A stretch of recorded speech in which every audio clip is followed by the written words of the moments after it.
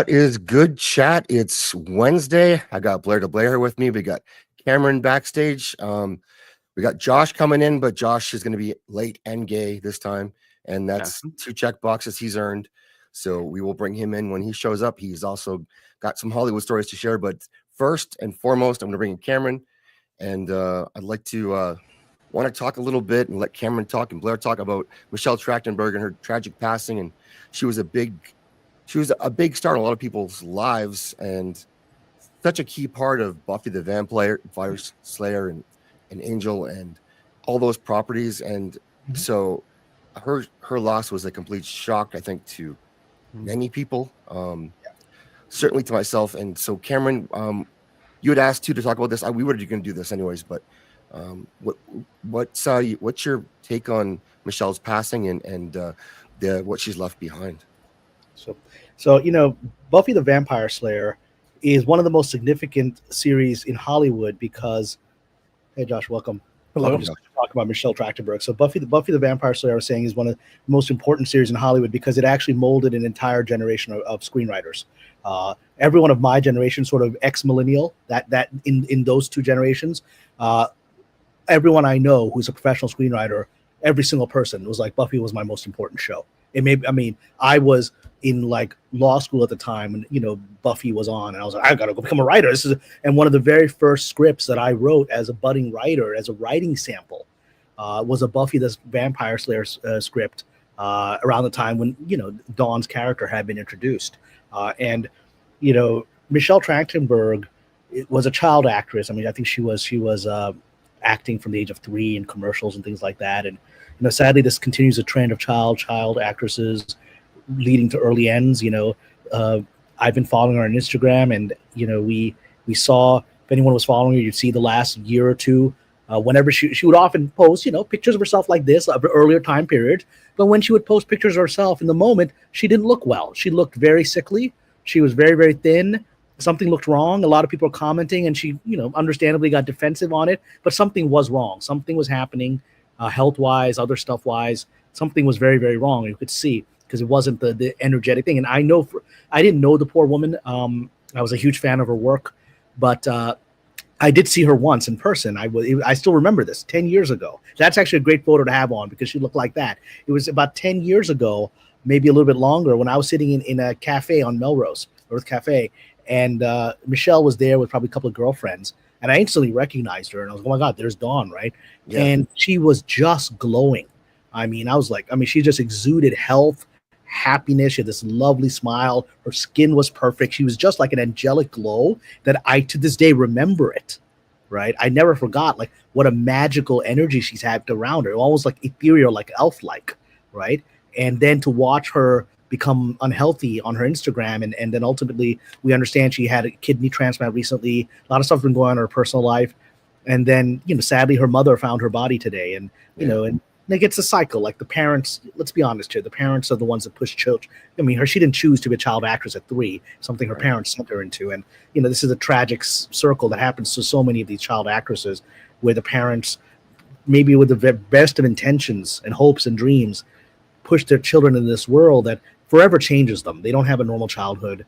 A lot of them are scarred by being an artist is hard. I've been struggling as 24 years as a professional screenwriter. As an adult, I entered the industry when I was 29, and this left me psychologically damaged, right? I can't imagine someone entering it as a child, right? I mean, every screenwriter knows it has a therapist, right? I mean, they're all screwed up. We're all screwed up by this, right? Because the industry is so hard, and the artist life is hard in general without this industry. And you have this industry in which we're going to talk a lot about sort of the darker occult and other aspects of this industry. And, I don't know that that's what happened to Michelle. I mean, I do sense there may have been other forces and other substances. There was a lot of rumors in the industry that other substances were involved. I don't know if that's true. She certainly was becoming very, very, very unhealthy very rapidly. And so God rest her soul. And I also, at some point, I would like to talk about Roberto Orsi, who also passed away yesterday. And, because there's a lot has happened in the last 48 hours. And whatever some people may think of his ex-partner, Alex Kurtzman, Mr. Orsi had the highest reputation. He had some personal problems in the end of his life, but he had the highest reputation as a human being. So I'd like to talk about him as well. But we're being hit a lot These are all young. She was 39. Roberto was Bob was 51. That's younger than me. It's a lot. It's it is a lot. Robert Orsi was. I don't have a great opinions about writers. I'm not a writer, so but I can say that he seemed like the better half of that partnership. Yeah. To me, that's both as a writer and let's just say character-wise, from a lot of people who know both of them. Okay, Josh. I know that you're a Buffaholic, and for me, I love Buffy, Angel. I watched all that stuff. I consumed it at the time, and I just want to say that, like, when they revealed that she was going to be Buffy was going to have a sister, and out of nowhere, and I thought this is going to be probably really bad. And it was the opposite of that, and a lot of that I think had to do with Michelle, and then the writing from the show clearly. But she was so likable. She has so much charisma that it's impossible to immediately dislike her character, I think. Yeah, I mean, it's an interesting thing too, because the character originally was written in a way to be annoying. So I think as an audience member, you were supposed to kind of be annoyed and peeved that this character's here, and then especially before you find out, what she actually is. I think a lot of people were like, "Yo, what is going on?"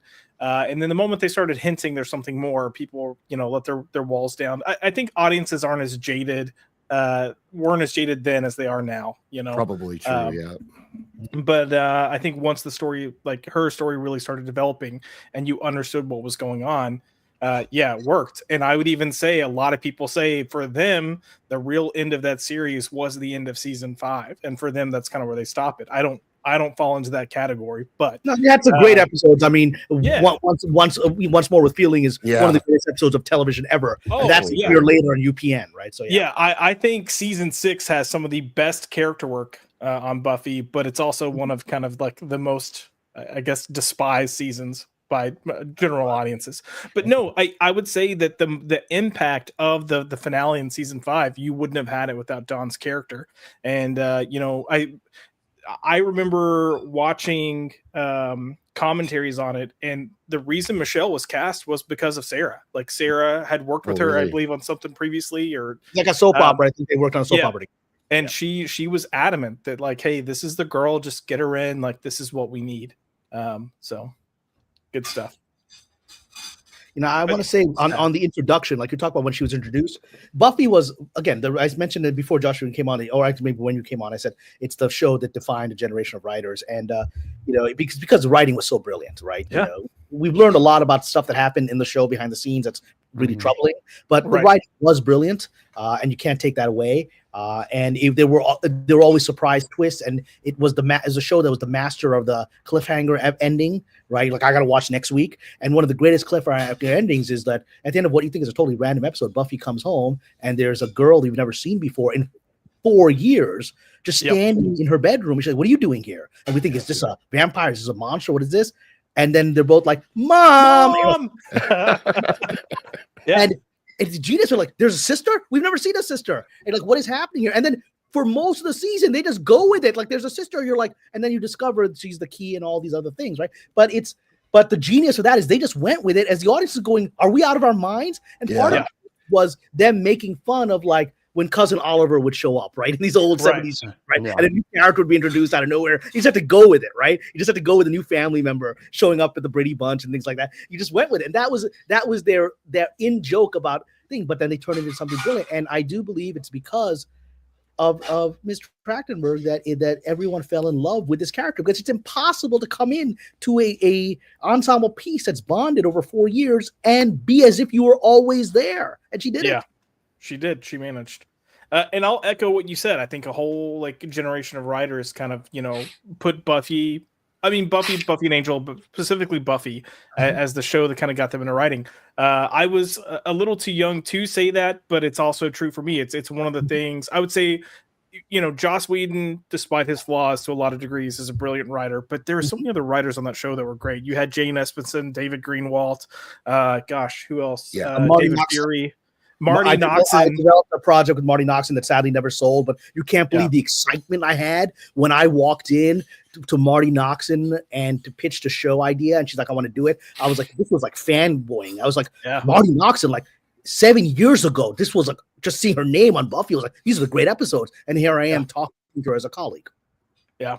I like to cite that in a lot of ways, Buffy and Angel helped raise me because I was 9 years old when season 1 of Buffy came out. And I remember watching it and just growing with that show.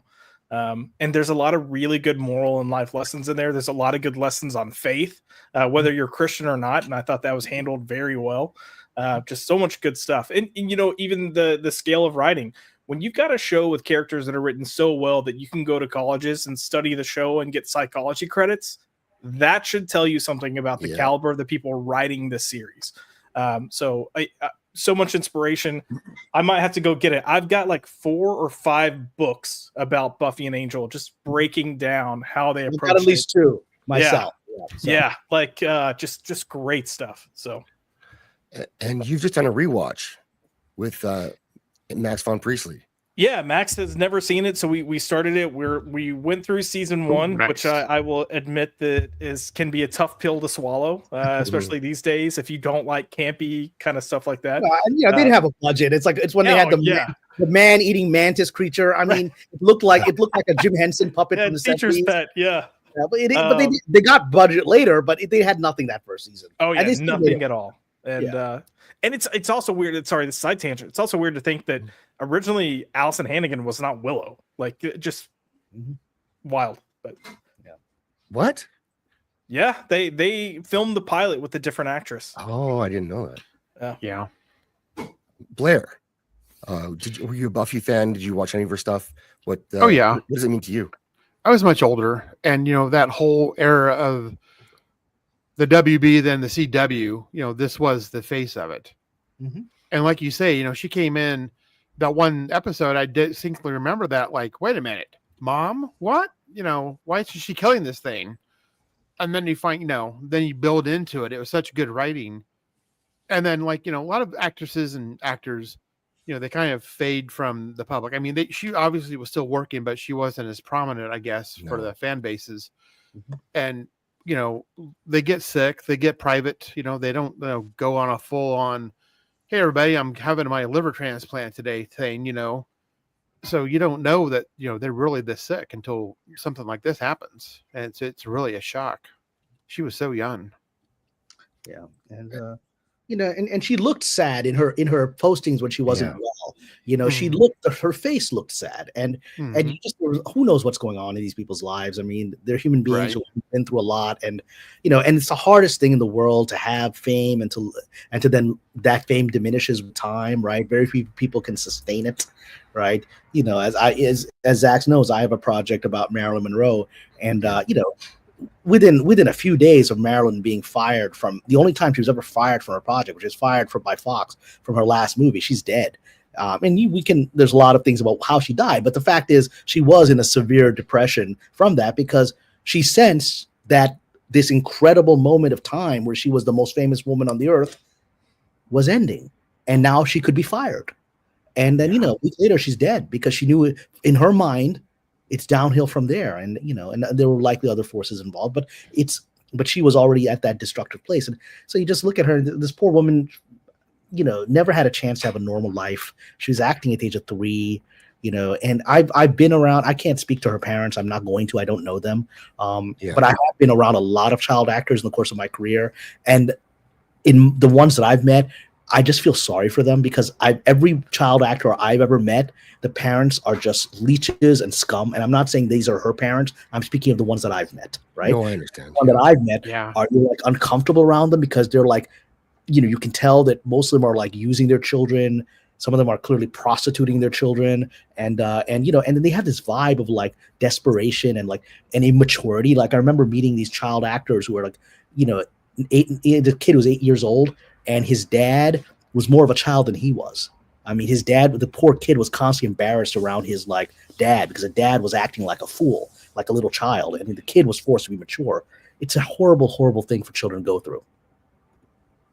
And I'm often wonder about that. And do you think at what point we don't want to get too much down that road, but at what point do you think the parents turn? Because you got to think they don't start out using their children. I would hope not.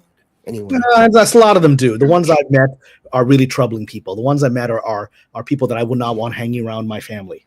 Agreed. That's Okay. I mean, I haven't seen as much as Cameron, but what I've seen from people in that situation is a lot of them are almost trying to live vicariously through their kids. Like they want that attention, they want that popularity, they want that fame, and it didn't happen for them. So they're going to try to find a way to get it from their kid. It's like it gives them some sort of clout, and that's what they hold on to, and they forget to raise their kids properly in the process. Meaning being in the parental role. The theme of our show is, Hollywood scandals and stuff. What's more scandalous than child actor parents? Yeah. Yeah, fair. Yeah. Jackie Coogan, wasn't there a law named after him because his parents took all his money? Yeah. And we got old enough, he was broke. And there was Gary Cole. I mean, it didn't stop it. Gary Coleman, that happened to him, right? Yeah. Did happened the Olsen Webster twins? as well, yeah. So, yeah. I mean, there's nothing new in this. It's again, I don't know her family. I know her family's grieving right now, so I'm not saying her family's responsible. I'm saying that the position the child is in for this kind of responsibility and the pain of being an artist, and then the pain of added fame, and then not having a child, it's just too much. Yeah, and I almost just hate. I don't know. This might be out of place, but I hate the timing of this because if she were still struggling with some of the stuff she was allegedly struggling with, it makes me wonder if if she got to come back on this Buffy revamp, could that have helped kind of pull? You know what I'm saying? I don't know. Right. Yeah, and again, who knows whether in the health situation she was in, whether she was even being considered for that, right? And I'm sure if she had been told she wasn't being considered for that, that wouldn't have been good news for her to hear, because I'm sure she had hope for her that this would bring her back to her career. And again, these are all speculations. I mean, it's just it rips me apart because I mean, I like she was on our TV because I felt like she was like a little sister. You feel like you grew up with this. Mm-hmm.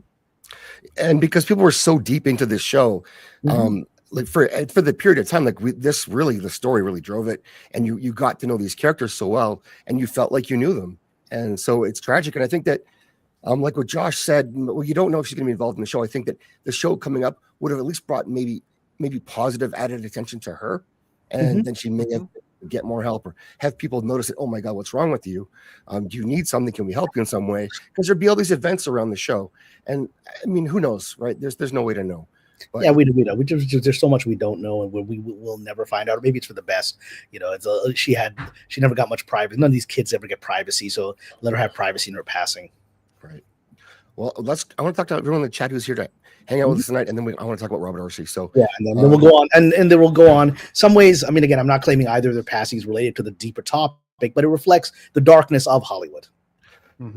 It fits in frighteningly well, and like a lot of this stuff, it does. We talked about with talked to Cameron about it too, and like just the idea of fate, and like Cameron was already booked to come on the show with us to talk about this stuff, and then all these things happen right before he comes on, and I'm not saying that but then at the same time all this happens, then Kathleen Kennedy, that news comes out, and that's been a thing that's been dogging. People have dogged Cameron about for a very long time. Well, I mean, she's heavily involved in the dark side of this industry. I don't think they're going to talk about that. I mean, there's no way you stick to that position the way she has without other people being involved, right? But I'm just saying it's odd that all that comes together. And I don't want to. Yeah, it's so why don't we just chat? Let's talk a little bit about Bob Orsi, and then we'll go into our show. Yeah, Rio, thanks for coming, Rio. Goober, what's up, Goober? Jacob Ironside, always good to see you. Thank you, Jacob. Thanks for hanging out with us. He's loyal too. He shows up in everyone's chat. He does his own shows. He's great. So, Boosh McFadden is. Everyone loves Boosh. You're Barney, good to see you. Yeah, hail Gina, indeed. Lady Balefire. So she was going to be here with us tonight, but she is super ill, and as is Nadia actually. And a lot of people are, just under the weather right now. I know I am. And so get well, Lady B. Please rest up and feel better. Take care of yourself. There's a horrible bug going around right now, so just take a break. Yes, absolutely. And we'll always be here. Be back next week. So, Jake Martin, hey Blair, Boosh, thank you for hanging out with us again, Jake Martin. Jake Martin also gifted 5 memberships. That's incredible, dude. I appreciate that. Nice, like crazy. I do have a new clip tonight, and it's funny, and it's gonna maybe not the right time for funny to play it anyways. This is Sunny hosting, and this is the moment she found out that her grandparents were slavers. I didn't think I was my My family was originally from Spain and slaveholders. Yeah. Yeah. From Zach's the nothing. I mean, look, if Nothing's any of planned. us go back into our ancestry, we're going to find all kinds of troubling stuff. Yes. 100%. So you don't want to be looking too deeply into it because No. we're human beings and culture evolves, and what is moral, the standards of morality change with time. And Yep. people that thought they were good people and doing good things are judged differently by other historical standards. It's hard to look back, and maybe it's not a lot of value to do so. Which is why you should be careful throwing stones. Yeah, Like this person does in Yeah. every single story she covers. Yeah, What were you saying, Josh? Go ahead. I'm sorry. You a big Sonny Hostin fan? No, I don't know what happened, but nothing played for me. So I thought we were all just sitting Oh. there waiting for the Oh. clip. So I was like, Zach, You want to play it again? Try to play it again. Yeah, let's play it again. For sure. It did. Yeah. Here you go, Joshy. Tell me if you don't see this. Chad, did you guys see this? Please tell me. I didn't think I was. My family was originally from Spain and slaveholders. Yeah. Yeah.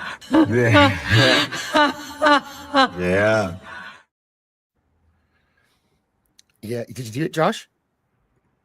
Yeah, I don't know what's going on. It just Well, showed Josh, the- you're gonna have a second YouTube window. I have a YouTube window open that's silenced, and it's playing on that. Okay, yeah, no clue what's going on my end. All right. Mine freezes sometimes too. I have to exit full screen mode to see Yeah. clips for some reason.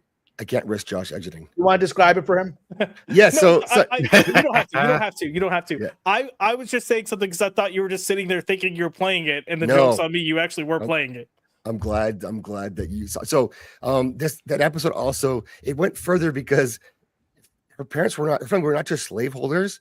They were like prolific slavers in that they moved from country to country behind where the slave laws came. So they left Spain when slavery became illegal in Spain, and they went to I think it was Cuba, and then eventually to Puerto Rico. So keep they're their slavery slaves. tourists. They're Right. basically looking for wherever they can keep the business going. Okay. Yeah, and that's Okay. her family. I think it's That's funny. the primary focus of their lives. How do we keep making money on this practice? Okay. Yep. Yeah, we'll move in. So here she is making money off the practice. Anthony Shaddix, good to see you. Adega, always good to see you, Adega. Adega has some dark side stories, I believe. We'll get him on here to share someday. Nick, what's up? Lost Strikes Back. He's coming on the show next week too. Happy to have you next week, Nick. We're going to talk about True Romance. Oh, Oh, nice. Which is a movie that too many people haven't seen, and I've recently found that out, and so now I'm going to cover it. Good to see you, lovely Sherry. One of my favorites from back in the day. We got who else? So our friend Gooch came by. Gooch, where's Gooch? The Gooch in the chat. Adam Gray, what's up? Let's see, Adam Gray, new subscriber. Who dat? I don't know. No, did you subscribe for the first time? I don't see any new subscribers in here. So get in here. Emerald Teague, what's up? Good to see you. Rick Costa, always good to see you in the chat. And cat, can only Sasquatch. So Rick does a daily church every day online and on his channel, and I believe every day, 5 days a week at least. And he's one of the guys who hangs in here in our chat, almost no matter how bad it gets. And it does get bad sometimes, I won't lie, but he hangs in, and so I appreciate seeing him in the chat. It's gotten bad for me for a couple of I know times. it has. Keep going. Keep I going. know it has. Keep going. That's done. So Soul Assassin, good to see you. Yeah. I'm a rage, life is short. Yeah, it is. It is short. And Robert Orsi too. He's not that old. What's up, Gooch? Gooch is mid move, so always happy to see Gooch, and glad that hope you're settling in sooner than later, dude. And we have to go for burgers again soon. And Gooch is a person who I offered to help move. So I just want to say I hate helping people move at this point in my life. There was times when I was the first guy on the truck, but now it's like I don't really want to. Can you just like get some kids to do it? And Gooch, I offered to help move, and he didn't need it, so it works for me too, right? Yeah, I don't have time to move nobody. You could go. No. If you have the money to move, you have the money to pay a mover. Right. Right. Yeah. But yeah, I used to be the first guy there. R.I.P. Joseph Atmosphere, thank you for hanging out. Yes. R.I.P. Michelle. It's sad that it takes us to actually have people look back on her. And she did have a great career, and I'm sure she's done some great things. And she just really has been out of the spotlight, maybe on purpose. But it just Maybe leaves on purpose or just again, the injustice of what happens to child stars is that at some point, people move on to the next thing, right? And and that's all they've ever known. That's all they've ever known. And so what do you do now? Right.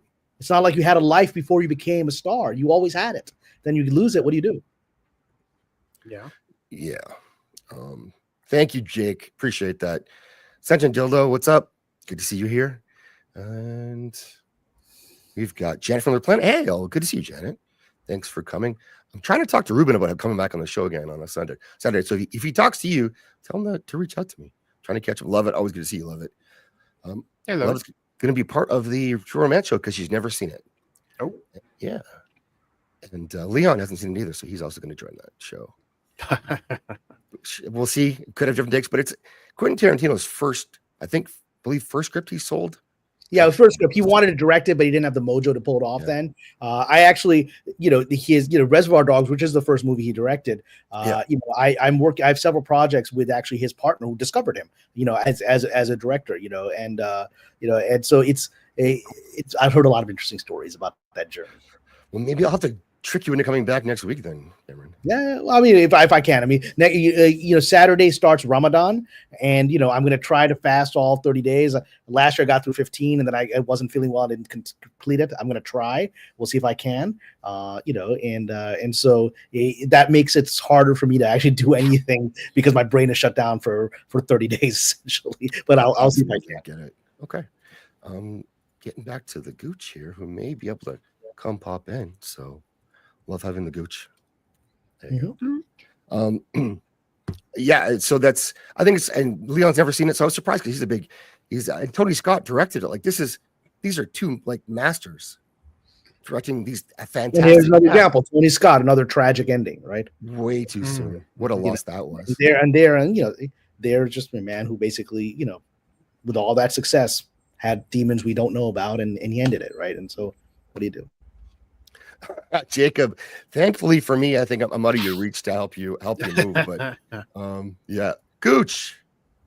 Hey, in his look at that clean area behind it. Yeah, I was having a good hair day, so I had to pop in for Josh. Okay. Buddy. Rub it in, buddy. So, I appreciate you offering to help. I had to just I had to do on my own. Oh, dude, I was so stiff today. Like. The grind and everything that went down. So Tell me more. I'm solo. I moved out. I'm on my own. I'm with a roommate, but yeah. So it's a big change, and so good for you, man. I totally respect your choice, and you got your own space. You're onwards and upwards of the world, and man. Long time. You need help. I'm there. Long time coming. I appreciate. I do appreciate you a ton there, Zach. So were you a Buffy fan at all? I did watch Buffy, and it's a shame that she what's her name? Trachtenberg? That's her name? Michelle Trachtenberg. Michelle, yeah, I didn't know she was ill. I didn't know she had a liver transplant. So I didn't either. I think it was pretty quiet. Yeah. What's up, Chippy? Big Chip. First time viewer, I was intrigued by the title, and I'm always keen to hear Cameron's. Yeah, nice. So this dark side is just an absence of light, or is it more Sith? Like Innes Melvins. We have people here who've experienced it. We are definitely going to dig deep into that. We wanted this for a long time, and I wanted to get Josh and Cameron together specifically for this, because Josh has stories he only hints at to me, and so I want to pull them out. Death does come in threes, though. Yeah, who else is going to go now? Oh, yeah, it does come in threes because even when we're as a paramedic and we have one, and it's like one traumatic death, we always knew there was going to be two more, and really, it always happened. Death comes in threes. Xander will be next. No, let's not wish that. Let's not wish that for him. Yeah. He's also the actor has had a very troubled life. Yes. Yes. We wish him to get into a good place. Watch out for those star whackers. So that's what Love It is one to bring up. I don't know what that means. I don't know if you guys know what that means, but she brought it up in the comments too. What was the star comment? whackers? Love it. Watch out for those star whackers. I mean, I'm not sure exactly what that means, but I don't know either. Maybe it refers to the darker side of industry people that have mysterious deaths, which has been going on since the silent films. So yeah. Robert Orsi, though, he's also passed. Too young, 51. That's young.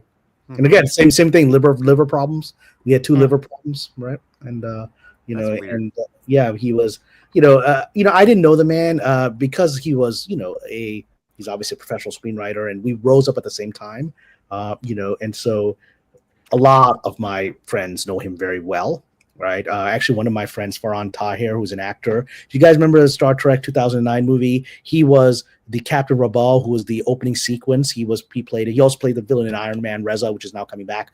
20 years later, he's coming back as that. But he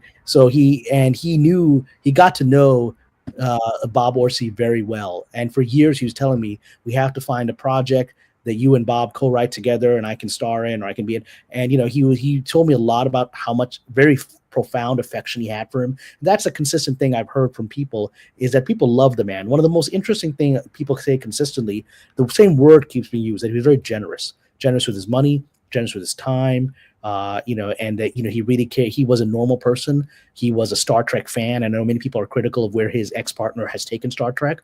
I don't think Mr. Orsi would have taken it that way. He was very much a fan who was very much obsessed with canon and respecting things. And they had a very private breakup. And then Kurtzman goes on to the journey he went on, and Orsi went on in a very different direction, because Kurtzman went on to massive success. And the success of many fans weren't happy with what he did with it. Right. And Orsi kind of continued. He was a working screenwriter to the end. You didn't hear about him much anymore, unlike Kurtzman. I want to be careful what I say, because, the man just passed away and he's got a lot of family. Right. I will say this, from people who knew them, because they were writing partners for decades, and they did some good stuff, like the first Transformer. It's a good movie. I mean, they did some good stuff together, and Fringe is good, right? And then, interesting how the quality of Mr. Kurtzman's work changed after he no longer had his partner with him. That's interesting. Yeah. But I've heard a lot of very troubling things about the breakup of that partnership, and let's just say, what I heard made me very sympathetic to Mr. Orsi. I think Mr. Orsi got the raw end of the deal in that situation, both in the ending of the partnership and what happened afterwards. Again, I don't know either man. I regret I never got to know Bob personally. I just know a lot of people know him, and from what I've heard consistently, he was a good man, the smarter and better writer of the two, and and he didn't really get a fair outcome in how their relationship ended. That's just what I've heard. It's very strange to me that Mr. Kurtzman, as far as I'm aware, Alex Kurtzman has not posted any. He may have done so privately, but I'm unaware that he's posted any public condolences. The guy that essentially built his career with. If that's true, I think that's very troubling. That he didn't do so, but I think fits into the line of Mr. Kurtzman's, reputation. So, Fringe was so good. Worked on that. Transformers movies, Ender's Game. Yeah, Alias. I mean, they worked on Alias together. I mean, the first few seasons of Alias were great. 66 episodes, it looks like. Yeah. 57 episodes. Yeah, which was a great show. Yeah. I fell off of it, but people still loved it. I know some people are making some comments in the chat, and I about. I want to say this again. I don't want to attack people personally, but some people are making some comments about his sexuality and things like that. This isn't the time. Just in the chat. This isn't the time for that kind of stuff. It's not actually. Yeah, funny. Leave it. Psycho. It's not funny. It's not funny. It's not dark humor. And his liver problems were the result. I'm going to be frank. It's well known. It's from he unfortunately fell into alcoholism in the last couple of years of his life, and a lot of that, from I've been told, is because of the tensions in that business partnership that pushed him over the edge. This guy was very. You think you're damaged by what Alex Kurtzman did to Star Trek? You think you're damaged by it? This guy was right there. And he wasn't an alcoholic before he became one, and that's what the liver damage was from. And I didn't meet him. I met his wife very early on. In my first job, when I was working with Ira Stephen Bear from Deep Space Nine, he was my showrunner on Twilight Zone, UPN. UPN, when it was the same season the same year that Buffy went out to UPN, and I was a staff writer at the time, and we were taking pitches. Like the UPN network was like, we're already overworked and overwhelmed trying to do that show, and unappreciated. And the network's like, bring in all these people. You guys aren't doing a good job. Bring in all these random people to pitch shows. And so Ira was so busy. He's like, you at the bottom of the totem pole, you go take all these pitches. So I was sitting there taking pitches, and because people want to get to work, I'm like, some of my famous screenwriters are coming and pitching me. This dude who just got hired in the industry like 3 weeks before, right? I'm sitting there with like famous, and then Mr. Orsi's wife, and I believe it was actually a partnership, just like Alex Kurtzman and Robert Orsi were partners. I think their wives, who were also writers, were partners at the time, and they came in very young girls like us, or 20s. I was in my 20s, late 20s or beginning 30, right? And they came in and they pitched a very good episode of Twilight Zone. We ultimately didn't go with it, but I thought they were charming people. I didn't, and so these are real people. They're human beings. So let's just be gracious in the chat. This man really had so much to offer, and the way things worked out for him professionally really wasn't fair, and it pushed him in a very bad place. And I think we should show compassion for that. Oh yeah. He was involved in lots of good stuff. He's a human being. Mm-hmm. So. Yeah. Very tragic. Our boy, Big Boosh in the chat, he went through some pretty serious health issues. So, yeah, he's on the better end of that now. So hopefully he stays there. Yeah. Okay, so where do you want to go next? Do you want to get into the dark side stuff, or do you want to talk about Kathleen Kennedy first? I mean, I think Kathleen Kennedy's a good transition into it. I think that's such an important topic. Let's do it. I think that's what's on everyone's minds right now, right? And so we transition to what Hollywood really is beneath the surface of things. So Kathleen Kennedy is stepping down. She's having a Viking funeral, just kind of like what you said. Well, it's at this point, it's an extinguished funeral, which I also said the last few months. She's so resisted having her Viking funeral, they finally just threw her in a boat and said, "Get the hell out of here." Is she stepping down? Like, is this someone jumping the gun, or is she actually stepping down? Like, we've heard this how many times now? Now CNN's reporting that she's not. So let me address that.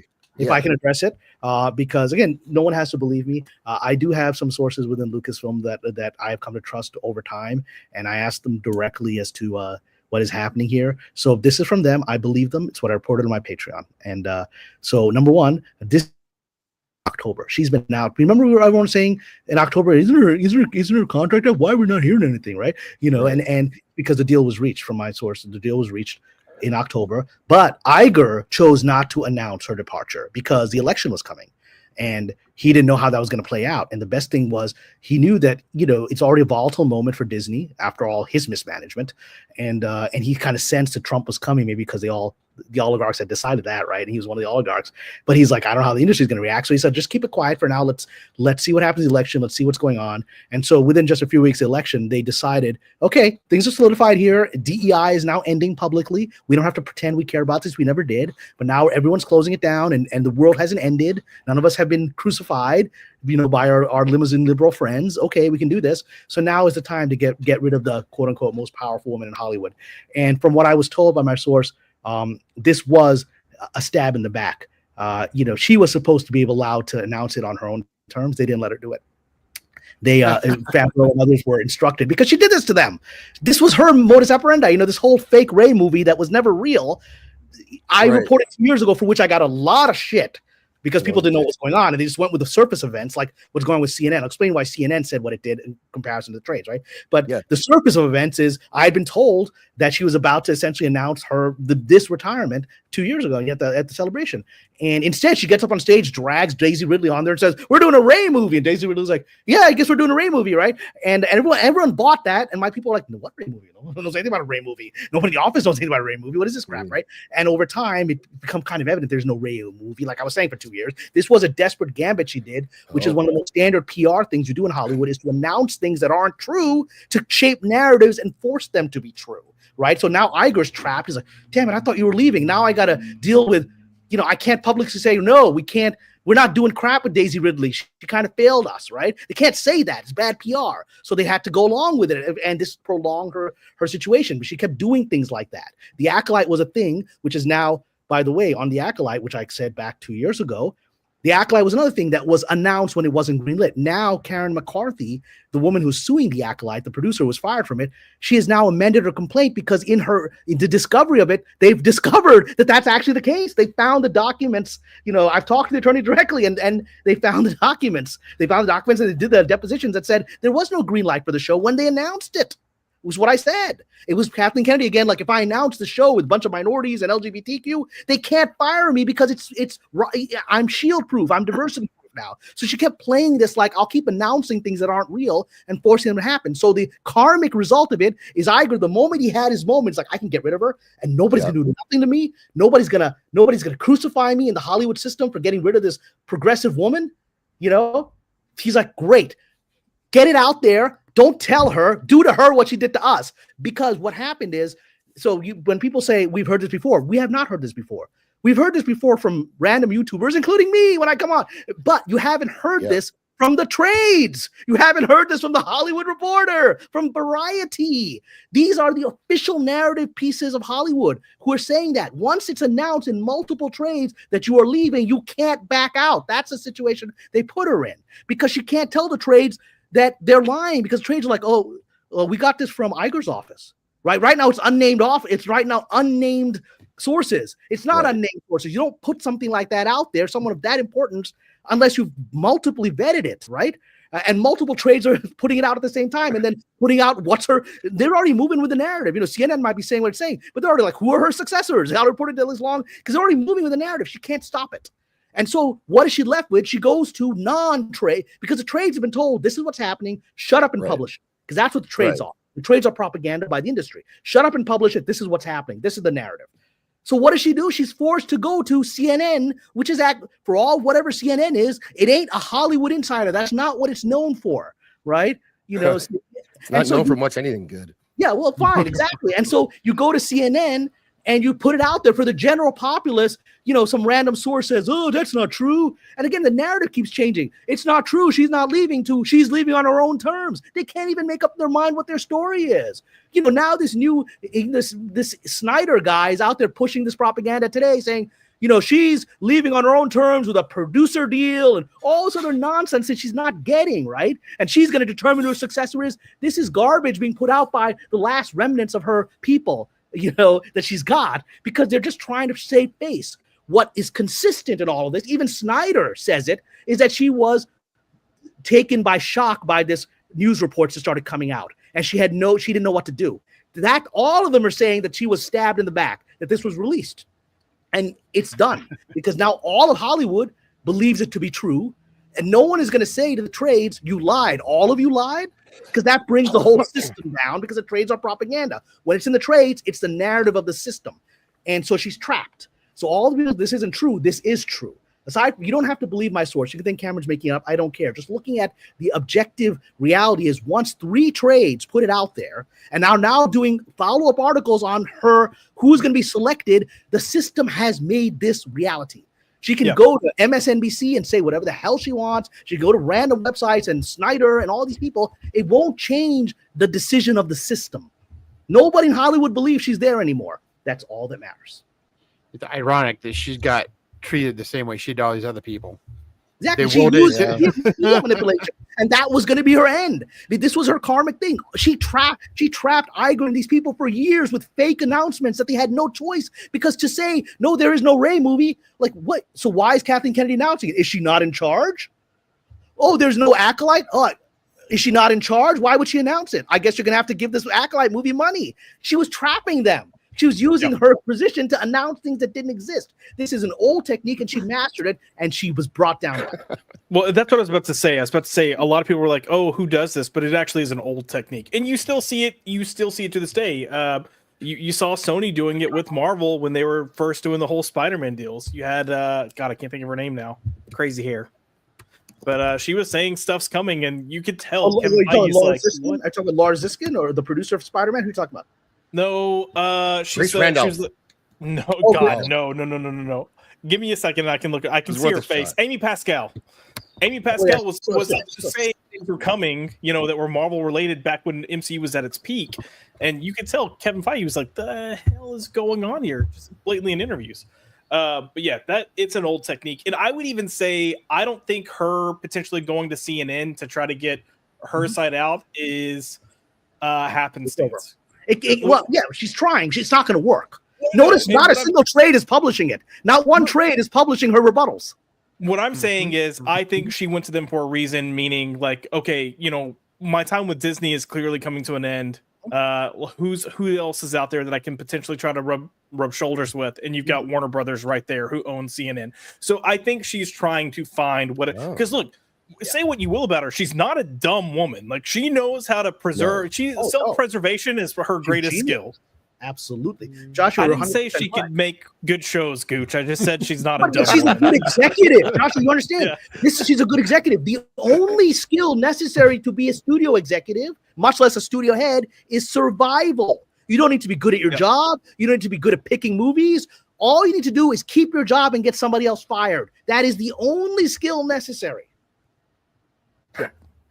Gooch, you were on with Badger earlier today. I checked out your show. You guys had a different take on what's going to happen with Kathleen Kennedy. Let's hear it, Gooch. Let's hear it. I think she's going to hang. Well, I think she's going to hang on to it as long as she can with her cold fingers, because you know, I believe she's part of the undead. But yeah, I'll believe it when I see it. Because this is kind of like a Disney thing. They do this and then nothing happens. But why? When have you ever seen the trade say she's going in 15 years? I've never seen the trades do it. You're right about that. Yeah. But, so that's Hollywood. Trades are essentially fake. The trades are propaganda, and that's why none of the stuff ever gets there until it's ordered to be there. Mike Zero's been saying for 7 years that she's been like, but he's not straight. Nobody in Hollywood turns to Mike Zero and says, "What does he think is going to happen with Warner Brothers?" No, but we've been hearing about this forever, and but you've never heard it from Variety. You can't walk back Variety. You can't walk back the Hollywood Reporter doing a 5-page article listing all the other people that are going to up for your job. You can't walk that back. Because everyone I do think if she is actually leaving, I think Kevin Feige will probably want to step into that role. It doesn't mean anyone's going to give it to him. I'm sure he wants that. I don't think anyone's going to give it to him. No, but I think he's going to want to fight for that role because I think his time with Marvel is over. What's that one guy's name? Pablo Hidalgo? Yeah. Could he be potentially running for that, or is he too low? He's a pissant. Okay. He's an absolute pissant, at the bottom of, he's like the gum of the shoe of Kathleen Kennedy. I don't think Filoni can handle that situation. He'd be way out of his depth. Oh, you talk Filoni. No, Filoni can't run a studio. So I would actually refer to the Hollywood Report article. Maybe Zach, if you can pull it up, because it lists all the names. It lists Feige, as you said, Gooch, right? It lists all of them. It actually lists the one that I have been saying on my Patreon for over a year now is the behind the scenes shadow head of Lucasfilm, which is Favreau. It lists him as the number one choice. Then it goes for Filoni and lists the problems with Filoni for the reasons you're saying, right? That he doesn't have the skills necessary to manage a studio. He doesn't. I've met the man, right? He doesn't. He can't even manage a series, a TV series or streaming series. Like he's way out of his depths. I think he should just get back to smaller shows because he's never made a movie, much less run a studio. No, he's made one animated movie that nobody liked, right? And so he's never made so that's the whole thing. He's about to make a Star Wars movie. Notice no one talks about that anymore, right? That's all vanished, right? If we get to the list, they list all these people, that we've got Kevin Feige, we've got Dave Filoni, they throw, and then they throw in, just for shits and giggles, they throw in J.J. Abrams just to rile people up. But even they say he don't want the job, and he was so burned out by Star Wars that he will never come back to it. And then they list a few people that no one's ever heard of outside of Hollywood who are studio executives who might have a chance. See, this is what I think is going to happen. This is just my opinion. I don't think Jon Favreau is going to be announced as the president. I may be proven wrong. I don't think he wants the job. And Hollywood Reporter is saying he doesn't want the job. He's a filmmaker. He wants the freedom to be a filmmaker. And this is a lot of this is just dealing with exhibitors and dealing with merchandising. A lot of it is business crap you don't want to deal with. But I do believe he wants to be the godfather of Star Wars, and I do believe he's going to get that. Again, behind the scenes, he'll never have a title, right? But he'll have with Kennedy gone, he'll have the final say. Okay, that's Star Wars. That's not Star Wars. But I think they're going to get some executive, maybe from outside, who's going to be the business management CEO of the company, the president of the company, right?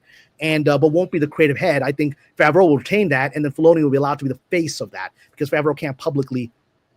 Just the Hollywood, talk about dark Hollywood. He can't publicly say, I'm actually the power behind the throne, because when you're the power behind the throne, you don't say I think you need someone in that position. I think he has to have the ability to make those tough decisions and have like a 5-10 year plan. Like you look at, I always compare it to like someone like Jim Shooter, who ran Marvel and ran that had a plan, ran it perfectly.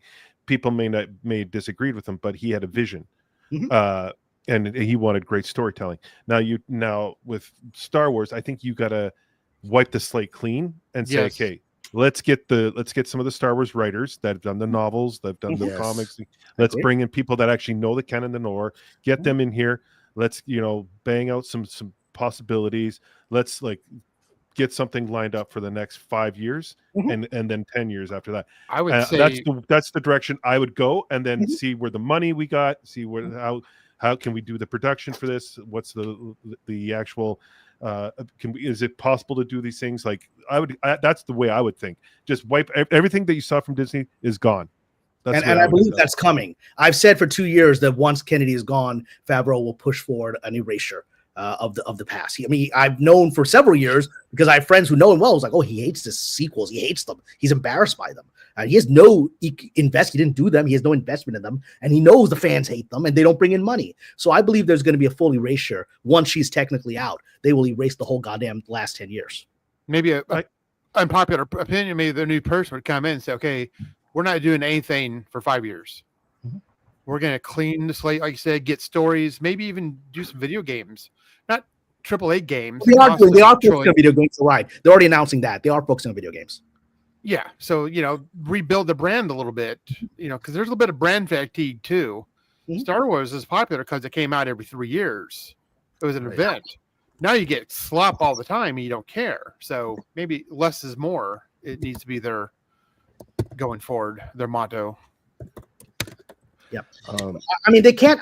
You are right that it needs to rest. They won't. They can't. They have too much. It's like they have to feed the beast. They have so much. They've lost so much money on this. They have to start bringing in revenue. They've lost so much under Kennedy. This should have been a massive profit center instead of a black hole. They've got to cover the black hole. So they're going, from what I've been told, they're going to focus on animated shows, video games, as you said, and they're going to try to get everyone back with some really good movies. And I think all of us can agree that Jon Favreau is a very good filmmaker. He is a good director. We've seen him do wonderful movies. We've seen it. And I think I think animated would really work too. Yeah. So you have Dave Filoni, Jon Favreau, the Harry Potter executive, David Heyman, and Mary Parent, who oversees Dune and Godzilla as potentials. I don't know who any of those people are, except for Filoni and Favreau. Well, that's it. You're not supposed to know who these people are because the actual people who could take the job, right? Right, sure. Yes. I'm gonna say hello to the Dragon. David Heyman, to be honest. First, we have our boy Leon joining us. Sorry, it took me so long. I got wrapped up at work. It's been a bitch of a day, let me tell you. That said, I'm stoked to be here, especially to talk about Star Wars, as I'm gonna be real, probably the biggest and most knowledgeable Star Wars fan on this panel. And y'all are being like way too much wishful thinking. This is honestly sad to hear. So I'm stoked to talk about it. Let's go. Well, let's go. And also, I want to say hi to the Dragon Raiders. Steve, Prophet of the Dragon, Tennyson, Raid. Thank you guys very much. Awesome to see you here. I'm going to give you your welcome clip, which everyone. Well, I'm packing up my game and I'm my head out west. With real women call me quick with scripts and fake press. Find a nest in the hills, chill like Flint. Buy an old drop top, find a spot. Whose clip is that? Yeah, that's right. Because it's your clip. It's one of the best movies ever made, Coyote Ugly. Yes, it is. It's a classic. There's many good scenes. Yeah, Roadhouse is better. Is it though? Is it? No, I actually don't. I'm gonna be real. I think Roadhouse is kind of overrated. I just wanted to see Gooch's reaction. Patrick Swayze, man, remember when he thought he was like a tough guy, and then looking back, really is he? Anyways, I like Roadhouse. By the way, Roadhouse is not bad. I say it's overrated. That doesn't mean bad. Like things, good Thank things you, can still be overrated. You know what I mean? Do you ever see him in that Steel, that post-apocalyptic sword movie thing he did? No, the only movie Steel I watched was the one with Shaq. Yeah. See, the thing is, getting back to the Star Wars. Yes. Thing, you were talking about like Badger and Erwin and I talk about it and Rat. I know Erwin and I'm pretty sure Badger agrees. Like, I would bring back a lot of like I mentioned earlier, a lot of the writers that did all the work and the novels and the comics and stuff like that. And I would get a lot of those artists and bring them in and do the posters, do the promotions, get them to do a lot of that as well. Like, and bring that back so actually people are excited for Star Wars and like saying, look what we're doing. We're doing this for you, the fans. And they would appreciate it. The Gooch, you're workers wrong. would What we appreciate. need is Star Wars starring Rachel Zegler Oh, and God. Zendaya. That's Oh, gonna bring God. the Leon, I just found something. I just got it from a box, and it was just. Oh, I got 2 of them. Oh, look at that! I got them right there for you. Like, look, I found that. for one sale. You love to see. Yeah, Yeah. yeah. No, I actually, I love what you're saying, Gooch. However, I think that would be incredibly expensive. I think that's probably wishful thinking as far as the art stuff No. goes. Because classic Star Wars art is. I mean, they don't really do art like that anymore. And as far as a lot of the writers go, a lot of those novel art writers from the EU era are actually just as ideologically captured as most of the people in Hollywood. I mean, read some of their tweets, things they've done, the way they've capitulated to Disney in the past, like Timothy Zahn, who is probably the best art writer of the You're right EU. about that. I'm not sure if R.A. Salvatore is still alive, but I mean, he was one of the goats. And if he's, I mean, maybe get him in there. But yeah, So, okay, I so- like it in theory, but.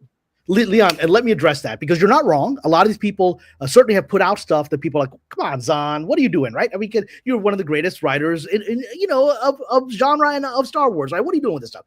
So one of the first rule of Hollywood is a check is a check, and most artists are broke. No matter how successful they are, they need to somehow pay their next month's rent. And so when Timothy Zahn is approached by an ideologically motivated studio, he's gonna take the check and do what they want to the best of his ability. And guess what? When a new ideology comes in, he will take the check for that. And they're like, oh, I can go back to old Thrawn. I can go back to the old. Yeah, sure. I'll take the check. He took the other check. He'll take this check.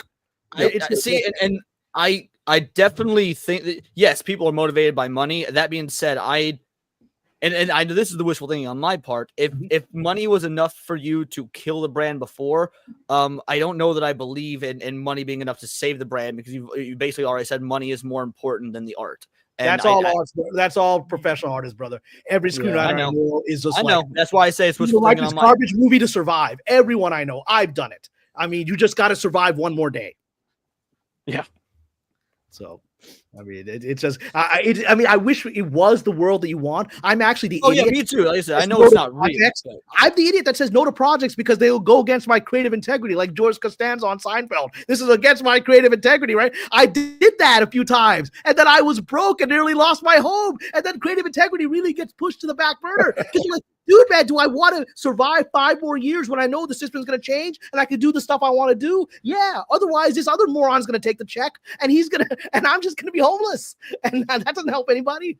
I do have to get going, but I wanted to pop in and say a quick hi. Josh. I show up and you bounce out. Fuck you too, buddy. No, I love you, man. See you, Blair. I'll see you guys tomorrow night. See you Gooch tomorrow night. Chat. You guys are awesome. Take care. Have a good night, everyone. Later, Gooch. So this is the ultimate, schlong fest. I know. I did my best. We're all sick. People got sick. Yeah. Did you tell me you only know 2 beautiful women? I know that's not true. No, I know. Well, we have Leon. We have our transportation here. Own, like I said, but whatever. Don't make Leon put a dress on. You got to pay for that. So I don't know.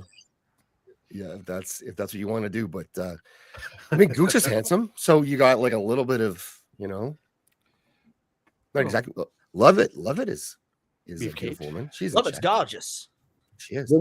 Bring Love It on. Love It has some strong opinions in the chat. Bring Love It on. Done. I will send her. She make him out. Yeah, R.A. Salvatore is another one that went full TDS. Damn, that's sad. He's alive though, isn't he? He is alive. I just checked. Okay. All right, so he disavowed his old Dritz novels, saying that he didn't understand the racist tropes he was writing. For those of you that read the old Forgotten Realms books back in the day, yeah, those were good books. I remember I had those books. Salvatore's great, and and guess what? He's still around now. And so when he's told that he can do this stuff, he will happily do it.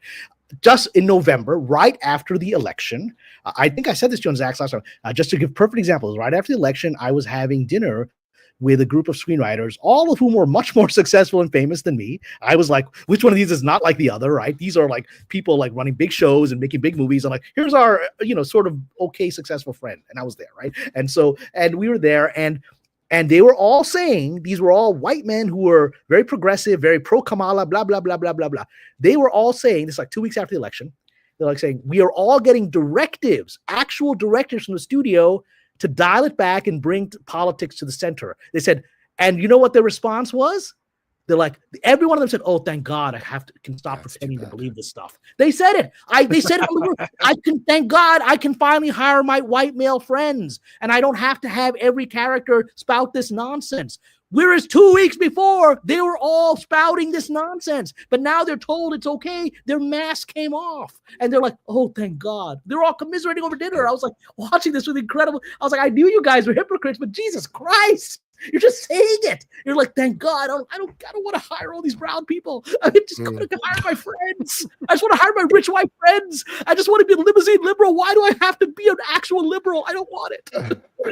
Well, if this were something that wasn't Star Wars, something that wasn't part of the cultural zeitgeist, then maybe I'd have more hope. But all of us have been burned on what is possibly the greatest, if not in the running, top 5 greatest film franchises of all time. 13 years of just cultural degradation with our heroes. It's Kathleen Kennedy getting the, stepping down, whatnot. When something seems too good to be true, probably is sort of thing. I'm gonna need more than wishful thinking at this point. As unfortunate as it is, because again, I am a massive Star Wars. Let's break it down, because you're free to have that opinion, and you're free, and maybe you'll be proven right. I don't believe that's the right thing. I want to be proven wrong, just so you know. I don't want to be right about this. So who do you think shares those values? Let's say she's out. Let's say she really is out. Do you think Jon Favreau actually shares those values from what you've gotten to know of him over the last 2 decades? I think Jon Favreau is a very creative money guy. It's he's a creative artist. He's not a money guy. He's an artist. He knows how to make. When I say a creative money guy, I mean he knows how to take his creativity and use it to print money. Like the dude's creativity, which Kathleen didn't, right? She flushed money down the toilet, right? And so let's just say he doesn't share those values, but he knows how to make money. Well, to make money is to share those values, right? It's like those people said, right? Some people in the chat are like, the people at your dinner were just putting on a new mask. May very well be, but it's the mask they understand where the system is now. They're like, everyone's okay. It's okay to be pro-white male again, and to not have every character be trans, and to be. I mean, it's okay. They're saying it. We don't have to have every character be trans. They said it at the dinner. It's great. Whether they believe that or not, that's what they said. And whether Jon Favreau believes progressive values or conservative values or moderate values, he knows what the audience wants and keeps trying to give it to them. Shit, he can have liberal values for all I give a fuck. Just keep him out of the goddamn show or movie. Like, and he's been trying. It's just you always have these other idiots come in. It's like, make sure you do this, John. He's like, and again, he's like me. He's like, do I stand up and fight this and maybe survive until Kennedy is out? Or do I go down in flames and let her people run the whole goddamn thing into the ground? And he chose a wiser path. So got some good stuff amidst a lot of garbage. And now he's free to do whatever the hell he wants. I mean, he also did Lion King, but I get what your point. I get your point. No, that wasn't it. That's a check. Lion King was, here's a script for my and that's the argument I always make is Lion King was a check to get Mandalorian made, and you know what? Season 1 of Mandalorian was good. It's unfortunate that nothing else was after that, but season 1 of Mandalorian was good. I don't know. I mean, I thought Skeleton Crew was very good. I don't know. I thought Skeleton Crew was a good product, not a good Star Wars product. I like it for what it is, but it's not Star Wars. I'll put it that way. A lot of people liked Andor. You may not have liked Andor. I didn't watch Andor. I fell off on Disney Stars for a while. I didn't see Solo. I didn't see Andor. I skipped out halfway through Ahsoka because it was just it burned 2 characters I love, both Ahsoka and Thrawn. Kenobi was garbage. There was another one after. I didn't watch The Acolyte. I know a lot of people hate watching it for fun. I couldn't even bring myself to do that. Well, you denied the intelligence agencies their views, because if you go to my Patreon, I've got a lot of explanations, because now again, nobody has been following up on my report that I reported 2 weeks ago, talked directly to Karen McCarthy's attorney, publicly available stuff that he refiled his lawsuit or amended their lawsuit to say that Disney committed fraud, that they didn't have a greenlit show and the money wasn't what they claimed it was, which is all what I was saying 2 years ago, right? And it was like, you're crazy, Cameron. And he's like, that's what we found in Discovery. And strangely, not one YouTuber has reported that Disney has been accused of fraud and of making the Acolyte up with shady financing. It's in a public lawsuit, and not one person has reported it. The fandom doesn't know it. It's very strange. It's very strange, but it's like, that's the example. It's like The Acolyte isn't a real Disney show, because now even the person who's suing them is like, this isn't a real Disney show. It wasn't greenlit. Where the hell does this money come from? It's not even the money you told me. I mean, this thing is what I said. This is, if you look deeper into it, it's like looking into a black hole. If you don't, people talk about USAID, that's the surface of this shit. I mean, under Bob Chapek, back when Mando season 1 or 2 came out, there was this big expose about how Disney's bookkeeper had been cooking the books under Chapek. Like, yeah, that's corporate cronyism at its finest. So I'm not surprised at all to hear that. And it's. Well, now we know that Disney's been taking money, like all of them, from external sources connected to intelligence agencies, which I reported on my Patreon 18 months ago.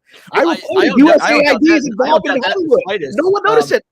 No, I don't get that in the slightest. So on my channel, I don't cover as much Disney stuff as I used to because the last year and a half, there's basically all the same stuff that we've been seeing in Hollywood has been very prevalent in the gaming industry. And I've talked about that ad nauseum in the gaming industry, and that you've got the United Nations and World Economic Forum funding video games. Of course, if the UN and World Economic Forum are involved, that you're getting these ideologies in video games, things to that effect. So it doesn't surprise me in the slightest to know that is happening in the film and TV industry as well. I mean, now I would imagine it's actually probably even worse in gaming, because gaming is the largest entertainment industry financially in the world. But that being said, why only fund one large entertainment industry when you can fund all of them? Well, gaming is still a private thing. People play games in their homes, right? And it has deep influence on culture, but more subtly, right? Whereas Hollywood has public things. We're talking about Blair, we're talking about Blake Lively. Everyone's talking about Blake Lively on the planet. Right? They ain't talking about little dramas. Like, I know we've had a few dramas in gaming. Aside from gamers, people didn't understand Gamergate, right? Everyone talking about Lively and Baldoni, right? So that's a cultural influence. So this is actually a wonderful transition, Zach, because I think we can move from Kennedy. Not everyone is on board with where I am. Fine, time will prove it. But this allows us. I do hope you're right. I'm gonna rephrase it. I do want you to be right, because goddamn, I am a massive Star Wars fan. Off camera, I've got a whole slew of EU books over here that I've read, and I want you to be right. I know I grew up every birthday and Christmas getting Star Wars toys, and that those are at this point just happy memories, as opposed to you know what I mean. I know. So, but it lets us transition into what with today's episode. So we have the darker, hidden aspects of Hollywood, the occult, intelligence agents, all that stuff, right? And because that allows us to move into that, which I think is an even more interesting conversation. I want to say before we switch 100%, Josh, do you have anything to say about the acolyte stuff? Because I've read it. I've read your post, Cameron, and it makes sense to me, but I don't understand how any of that stuff works. But you explained it pretty well. That it was the financing was strange and not documented properly. None of it was. And so, Josh, you've been involved in these projects. So, what is the normal process for funding for a project like a television show? I mean, look, I haven't been hands-on in that process. I'm usually the guy that's kind of there, the pissant that comes in after, and they're saying, "Hey, we have this much money, have fun." But there's different ways. A lot of times you have people that they are bringing money forward. You've got all these people that are serving producer roles. You've got all these people that are assistant producer, associate producer, whatever it might be. They're coming forward. But a lot, even the companies themselves, they usually have funding. There's a lot of people with a lot of money in Hollywood that they'll throw around, and whether it's coming directly from them or their business or whatever it might be. I don't know. Who knows? I've heard whispers of some of the weird funding going on with Disney, because there was even stuff about how they did promotional images for the show, for the Acolyte, but they were using, they took pictures while on one of the I guess areas at the Disney park. Like it was, they were actually taking pictures inside of the rides and pretending that was a ship that had been built. Right. Yeah, it was really weird stuff. And when it was fake, they didn't have anything at that time. That's the thing. When you're a company the size of Disney, you don't do that. All I'm gonna say is I'm with Cameron on the trades and how they work. Like he's very much on point.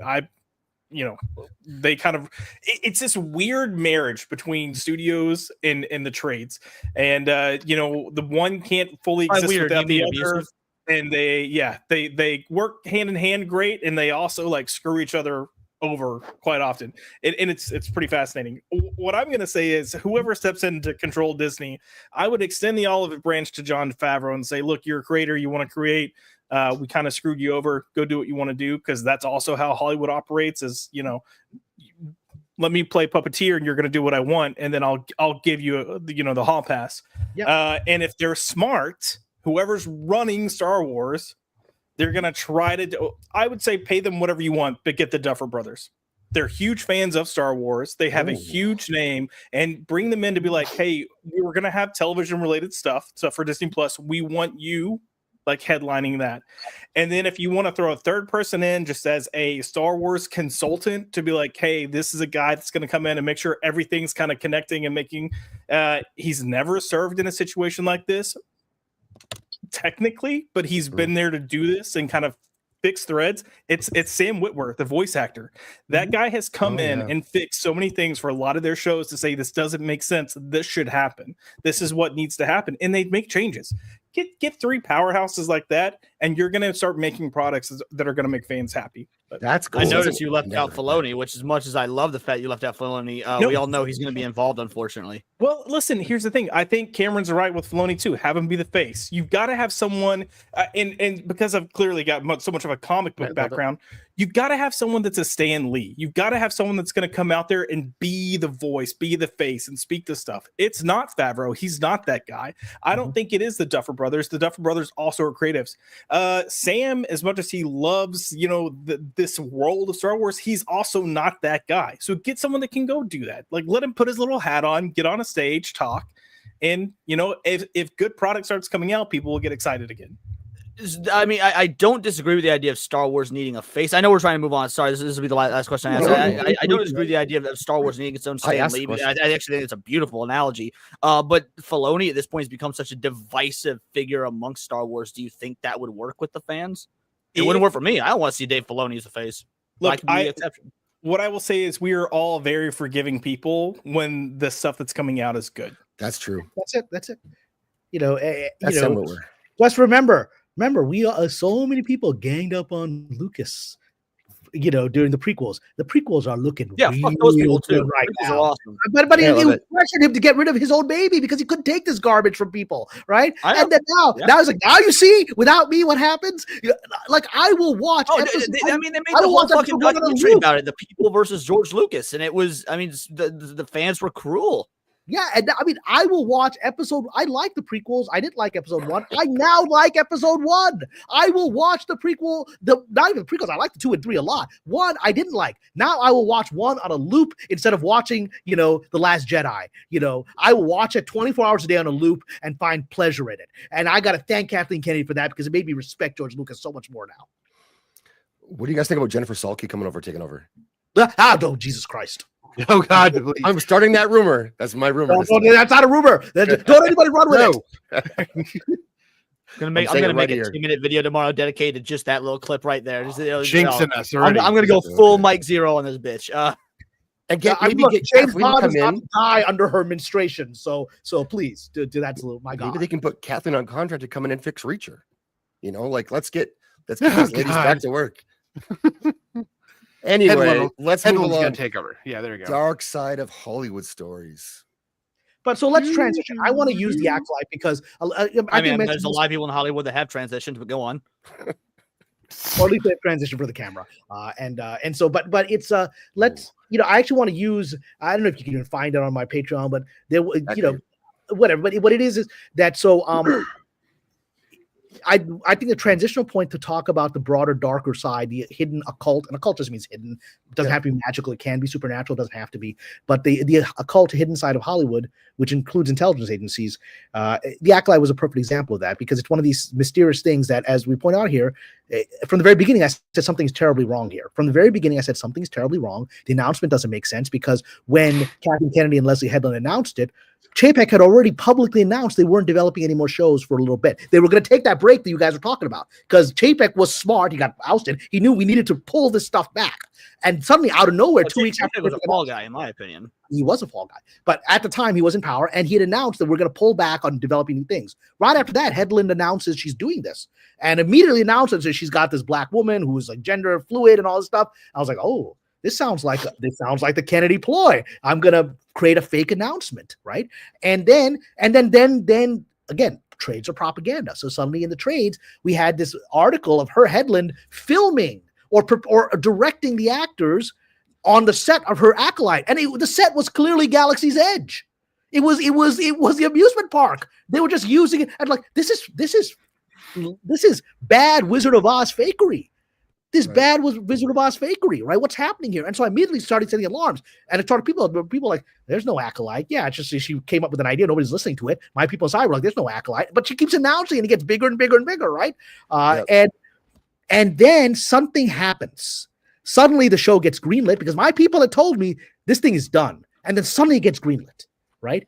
And everyone's like, oh, Cameron, you're full of crap. You obviously have no source. I was like, something happened here. What happened here? And now that Karen McCarthy, who was the producer who had been hired to be the line producer and was mysteriously let go a few weeks into it and lost other opportunities that she was going to work on. She had the chance to go to Sugar, which was a successful show, right? Good show. On Apple, right? And she could have made a lot of money on that. And she turned it down and then immediately got let go after taking this ethereal job. So she sued them. And then in the suit, like I said, she's just suing them for breach of contract. But over the course of the last 6 months, they've done depositions, they've deposed Headland and others. And there's me with the attorney. Some people said there was a whole drama on YouTube. Like, Cameron never talked to the attorney. They called, so one of these YouTube suckers called, sorry, no YouTube suckers yet, but one of these suckers who actually is on YouTube called this gentleman who's the attorney of McCarthy. And he said, did you talk to Kamran Pasha? He didn't know who the hell was calling him. He didn't know what their agenda was. He said, I don't know who I talked to. Click, right? And then they published it. This guy denied talking to Cameron. Here's me with him in his office. It never happened, right? Maybe I photoshopped, whatever. Maybe I photoshopped. Me with him in his office in Century City, whatever. So this is this is the attorney for Karen McCarthy, and he and I spoke a few weeks ago. He said, in our discovery, we were shocked to discover that everybody was lying about the acolyte. We just thought it was a breach of contract case.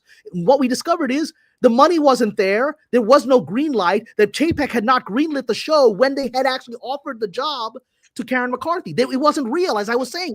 They were bullshitting their way through it, hoping to force JPEG to greenlight the show, which they eventually got, right? Yeah.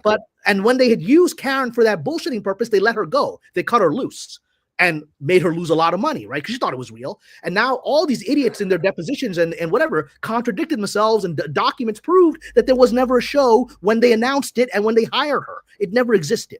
However, the show somehow got on the air. I mean, it was shittily done, but it got on the air. And so now in the last 3 weeks, everyone, certainly a lot of people on YouTube, a lot of the commentators are talking about USAID, which none of these people had ever heard of 6 weeks ago. Now they're all talking about it as if they're experts. So here's a thing I wrote on February 7th, right? Just a few days ago, right? About how everyone's talking about USAID. Here's my link to the article that I posted on my Patreon in March, like a year and a half ago. A year and a half ago that I posted that there it wasn't even me. This was actually investigative reporters. What had happened was, if any of you recall, during the Acolyte, this all goes to our cult stuff. During the Acolyte, when they announced that they were about to go into production, they announced that they had hired a transgender actor to be in the show, right? And that was all in the news for a few days. And the audience and the people were, look, exactly, woke transgender, right? And then an investigative journalist at the Gray Zone, which is an incredible news site for investigative journalism, real journalism, not conspiracy theory. They find the truth. And so the Gray Zone looked at it and said, who is this person they hired? This person's not an actor. This person is a YouTuber, right? And a YouTuber who was discovered to have been publicly discovered through the legal filings, was discovered to have been being paid off by British intelligence and USAID to promote propaganda during the lockdowns. That's wild. And during the lockdowns, remember what we all went through for 3 years? Yes. This person was being used to promote, and anybody who went on her or him, I don't know, God bless, I don't know which side they transitioned from. This person, right? People were logging in, commenting on their YouTube about opinions on Fauci and the lockdowns. Guess what? Intelligence agents are recording who's commenting, right? This is really nefarious stuff. And I reported this a year and a half ago. The USAID had been linked to propaganda and intelligence agencies. I'm familiar with USAID. I'm familiar with the ideals of how it was founded by John F. Kennedy, like the Peace Corps. There's some organizations I think it funded that were good organizations. I think ANERA is a very good organization that has been doing its best to try to help the people of Palestine for years, and they were funded, but they also funded a lot of shifty stuff because a lot of it was propaganda to get the political view of the elites of our country into other countries, right? And so this film, Acolyte, was being filmed in UK, which makes it eligible for USAID funding because it's overseas. So they're trying to influence UK culture, right? And so this was a report I did To be fair, the UK doesn't use seasonings in their food. They could use a little bit of influence on the culture. Well, yeah, but now it's all curry, so we gave them their seasoning. They all got good chicken tikka masala. It's all curry. Fair enough. Yeah, so I mean, yeah, their food sucks. Hello, Kitty. Done. So so here it is. I published this 18 months ago when nobody had heard of USAID in the general populace, and I pointed out what the gray zone, the linkages the gray zone was showing that what is happening. Why are people who served as propaganda agents for British intelligence and apparently U.S. intelligence, right? Why are they being presented as being involved in the acolyte as actors? Why is this person who's not an actor being publicly cited as such? And in the end, they didn't appear in the show because guess what? It kind of looks like they were sent in as a handler of the show. They didn't actually appear in the final production, but it was announced in the news. And so what were they doing on that set?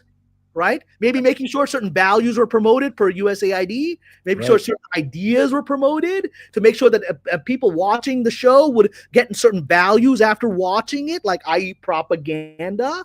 I was saying this 18 months ago that the Acolyte seems to be getting funding from intelligence agencies and other sources of the government because it wasn't getting funded from Bob Chapek. So who the hell paid for this? I mean, they didn't have the money to even film. They had to go to Galaxy's Edge to create a fake photo shoot, right? So where the hell did this money come from to make the show? That's where it gets very slippery and dangerous. And I actually told the attorney for Karen McCarthy that there's some shady stuff. You need to look into the financing. And guess what? He didn't have to look into it. These idiots, that he deposed in the documents prove that the financing doesn't add up. It's not from the normal sources that you get a check, you get a transfer from Disney corporate to Lucasfilm corporate to the production. Nobody can track where this money came from. This is a cult. This is hidden. This is messaging by powerful people into the show. So that's the transition I would give into that, but that's been going on since Casablanca. There's a great book called The CIA in Hollywood. It's a scholarly book. It's not a conspiracy theory book, right? It's a scholarly book called The CIA in Hollywood by a University of Texas professor who is a historian who tracks the history of CIA influencing productions. You heard about Argo? Argo was one of thousands of things like that. And it goes back to Casablanca. Casablanca was essentially backed by the predecessor of the CIA, the OSS, because Americans didn't want to enter World War II prior to Pearl Harbor. They had no interest in being involved in that war. And so guess what? You take the biggest movie star in Hollywood, right? And then you put him up with this beautiful woman and you do a story about an American who ends up fighting Nazis in Morocco at a time when Americans weren't fighting Nazis. But you watch that, and Humphrey Bogart is fighting the Nazis. Suddenly you want to fight the Nazis, right? This has been going on for 80 years. So I'm going to shut up now. No, shut up now. I want to say hello to Kitty, that darn Kitty. Okay, they fund trans and gay actors in Dune. They filmed it here in UAE. Would like to see if they try that sort of thing here. Probably be a mistake. Well, I mean, I've been to the UAE, as I think Kitty knows, the UAE is one culture publicly and one culture privately. When I've been to the UAE, when I've been there, I've never seen that many Russian escorts in one place at one time. And lots of sheikhs in white robes with beautiful Russian women going off to have some champagne after they come out of Friday prayers at the mosque, right? So let's just say it's a culture with a lot of shadows. Yeah, and let's go to Leon, who gifted 5 memberships, and I missed it, bro. I'm sorry. Thank you very much. That's always appreciated. Love you, dude. You didn't have to, but you did. And then you say something else at the end, and bingo, bango, bongo. There you go. Me. Yeah, there we go. And this is Leon talking about his grandma. And so my grandma, my granny was the first one to turn me on. My granny was the first one to turn me on. Oh, Zach. This is why I don't. It's cute, Leon. R.I.P. Granny. R.I.P. All right. So Dark Side, let's go. Also, wait, Shadnatsky also $2 super chat. Thank you, Shadnatsky. I've already read it, but I'm gonna play you a very special clip. $55. Ironically enough, that's actually how much it costs to do the photo shoot at Galaxy's Edge. That makes sense. $55. That's about it. I mean, you have to respect her balls. Bro, I Like, went to go up there and downstairs film for my it. Obviously, honeymoon. I it's don't know like if going to you've been, Coney Cameron. Island and saying you're making a movie. And I you don't know if it's you've been balls. to Galaxy's Edge, Cameron. I went on my honeymoon because me and my ex-wife are massive Star Wars fans. We had a Star Wars themed wedding. Bro, that shit fucking sucked. Like, I've heard It that. was good enough for a film shoot. bad. I mean, I have to admire her audacity. God bless her. God bless her. Walking into an obvious like amusement ride and presenting that to the trains as you're filming. I mean, it's balls. She pulled it worked. off. She Yeah. pulled it off, she pulled it off. I don't know how it's going to end up for her long term, because I think once you go down this path, it don't end very once you cross path with people like this, right? And things you shouldn't know. Remember, who was Leslie Heslin? Leslie Heslin was Harvey Weinstein's assistant for years, right? And that's not just covering up his liaisons and perhaps often unwilling liaisons with actresses and others, right? That wasn't just what she was doing. She got a lot of blackmail because she knows who was at Weinstein's party, Chuck or Diddy's parties. Weinstein had his own things going on, right? And Yeah, we never blackmail heard means about something that. different about Diddy parties. So just Exactly. But part of what we know, and this is again easy connection, when Weinstein was attacked, because I was working on a Weinstein produced show at the time in 2017 when the Me Too stuff began, and our show ended. It was at Showtime. It was Oliver Stone. We were doing something on Guantanamo Bay. They pulled the plug because the production had a connection to Weinstein. I never met the man, but he was one of the producers, right? Because Oliver was his friend, right? And so Weinstein, if anyone recalls, you can look this up and Google it. Weinstein immediately tried to defend himself against allegations that were being brought against him by hiring a company called Black Cube, which is a PI/security operation. You can look up Black Cube. yeah. We brought them up last time you were on, actually, and then you got really freaked out. It was pretty great. Because Black Cube is a Mossad operation. I mean, they say it on the website. We're all former Mossad operatives. There's no former Mossad operatives. There's no former CIA assassins. There's no former. You're in that world, right? But it's on their website. We're all former Mossad guys, but now we're just doing PI work, right? Magnum PI, right? And so he hires them to get dirt on his enemies, and he does it publicly so they know, don't mess with me. I've got these Mossad people going to mess up with you, right? So guess what?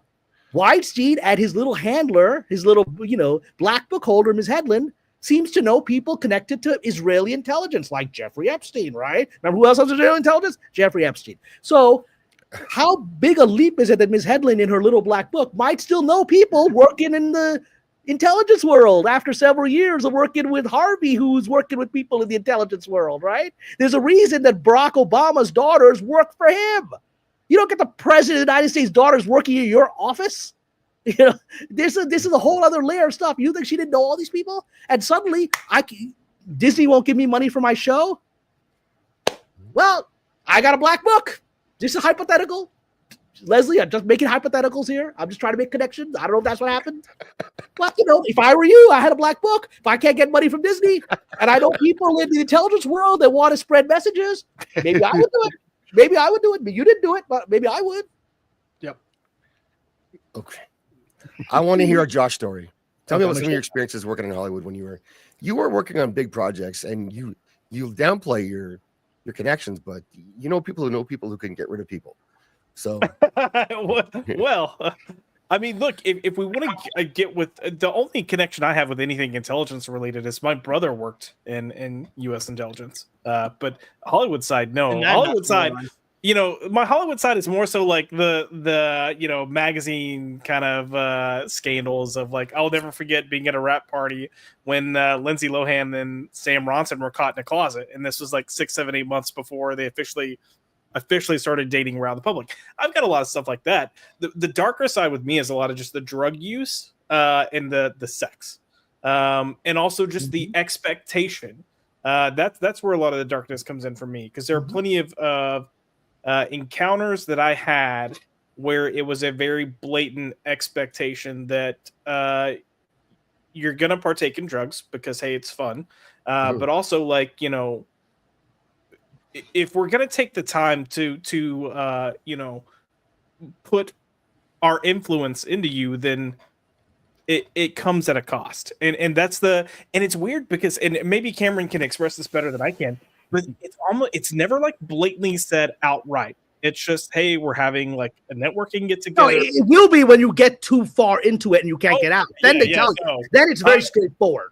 And I'm the thankfully I'm the idiot that's doesn't hide what he's thinking. I'm like, oh shit, no, I'm out of this. Like, let's go.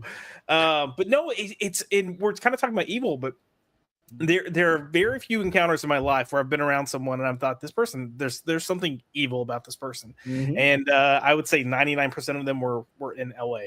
But yeah, like I got lucky. Well, no, someone's evil. Just get him around a dog and see how the dog reacts. Dogs know, bro. Oh, for sure. I mean, I love dogs for a reason. But no, I will say I got very lucky. When I first moved out to Los Angeles, I got connected with a guy named Troy Putney, and he was an associate producer for Ed Zwick. And if you don't know Ed Zwick, Glory, Last Samurai. Yeah, So the first person I worked with was Troy through Ed's company. And we're taking one of my scripts, trying to make it a television series. I worked with Daniel Wagner, who was at Paradox Entertainment at the time, started Bifrost Pictures, but he's a Swedish guy. Was with him for probably 8 or 9 months. Had a run-in with Glee. My neighbor worked on Glee. That got me in the door for a hot second. That was like 2 to 3 weeks, and then we all got fired because they brought in a new showrunner. So it's just weird stuff. And then we're talking about what Hollywood can do to people. For me, and I would say I was way too young to really try to embark on this because I was still in my fresh into my 20s. That industry will beat you down. I would never consider myself someone who lacks confidence, and I very quickly lost confidence because they tear you down not based on what you're doing, but who you are. I've never heard so many people write me off because of where I'm from, as opposed to what I'm bringing to the table. It's because it's a mafia. It's a mafia. Yes. You're not a It was age and what do you know? I heard, quote, there was a producer that says, what do you know? You're from a podunk town in East Texas. And then it was followed by sit down, shut up. And I was like, all right. So yeah, but after that, I just started working with Jeffrey Shakur, just because it was someone that I knew. No relation to Tupac. No. Maybe. This is no. He's a different kind of brown. He's Lebanese.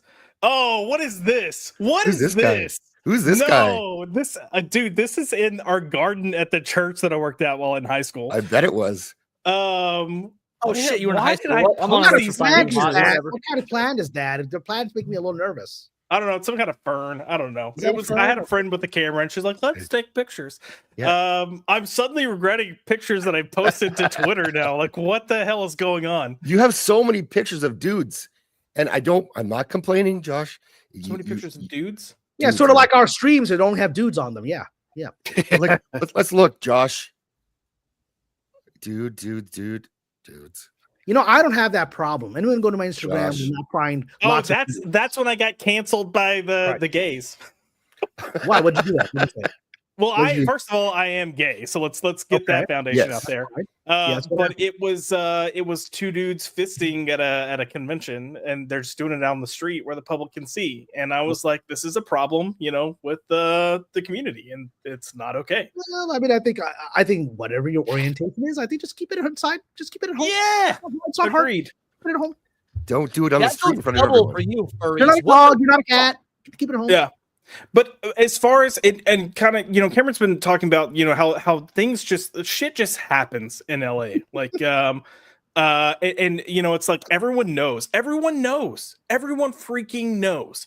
I heard stuff about Tom Cruise, and I'm not going to say what I heard. Oh yeah, I mean that was one of the first things I heard 22 years ago. Is, let me tell you my Tom Cruise story. There's a lot of them. Yeah. Oh, there's a shit ton. There's stories I can't tell because then I will get killed. I can talk about Black Cube and not get killed. I can't talk about those. Right. Stories.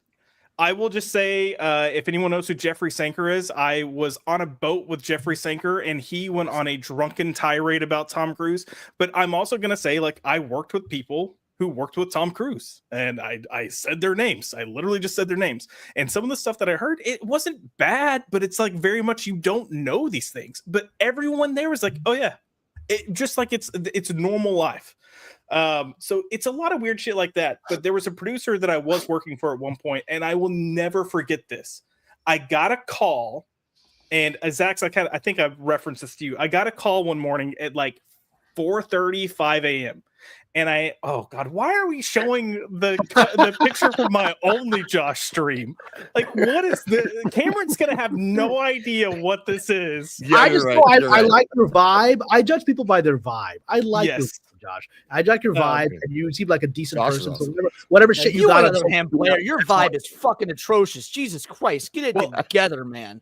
This is this is one of my favorite Hollywood stories because I feel like it just sums up Hollywood.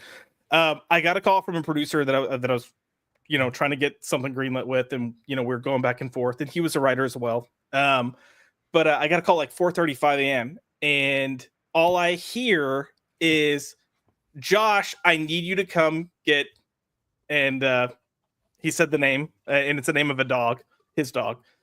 And I was like, what? So and then he just repeats, come get Elton. So Elton's the dog. And I'm like, oh, okay. And I'm a dog guy. So like, I'm going to do it. I don't know what's going on, but I'm going to do it. I show up. There's like 8 cop cars outside his house. He's in handcuffs. His girlfriend's in handcuffs. And I'm like, I don't know what the heck's going on. And then I'm like, they're not going to let me just like walk in here and get this dog. So I'm walking up. An officer stops me and he's like, whoa, what are you doing? And I said, hey, I actually work for this guy. And he told me to come get his dog. And they go, okay. They let me not escort. They just let me walk right into the house to get the dog. When I walk in, there are, the bullet blenders. There are bullets full of cocaine and other paraphernalia just laid out. So I'm like, all right. So I get the dog. And then I'm walking out with the dog. And I'm like, so I'm just getting the dog. Am I allowed to leave? And the officer's like, yeah. And I leave. Maybe 3 to 4 hours, I get a phone call from this guy, this producer that I'm working for. He's like, hey, when you get a chance, just bring Elton by. And I'm like, are you home? And he's like, yeah. These guys didn't give a shit about the drugs. They didn't give a shit about the abuse things because the studio came in, they threw down money, and then boom, gone. Nothing. Doesn't exist. Didn't happen. There's not a record of it. Just I believe this story 100%. Yeah. So that's I'm for glad me. The dog wasn't a person. That's all. I want to show a book that I think people should read. I'm going to find him. We're back in a second. Hold on. Also, Cameron's Patreon is the pinned comment, and I have something special for you guys. It's Josh. Oh, you look so much better now, buddy. That's like you want to be Xander from Buffy, but you're not quite sure how to abuse women. Like that's how that looks. That's from prom. Wow. Yeah. Who's your date? Like you've got such a nice smile. But Clark. that suit is so ill-fitting. Holy shit. No, I agree. I was really pissed with this. Is it rented? Must be rented. Yeah, of course it was rented. It's good, man. Makes it. All right, so this is the book, and you see how old it is. I still have the old Border sticker. Borders at 10% off, right? Hey, High Concept by Charles Fleming, right? Okay. If you have a chance, you can get it. I'm sure you can get it on Barnes and Nobles because Borders doesn't exist anymore, or Amazon or wherever, right? But this book, High Concept, is about Don Simpson, who was Jerry Bruckheimer's partner. We talked earlier today about the partnership of Bob Orsi, and Alex Kurtzman, right? Right. This was the famous partnership of the 90s that made all of the incredible movies we know, from Flashdance and all the stuff from the 80s, Flashdance, Beverly Hills Cop, all those movies, all the way up to The Rock. The Rock is the last movie that Don Simpson worked on. Don Simpson, the book talks about him because he died.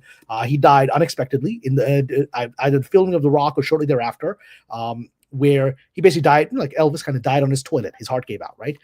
And he was Jerry Bruckheimer's producing partner, and he was, frankly, the genius. Bruckheimer was the guy in the background during their partnership.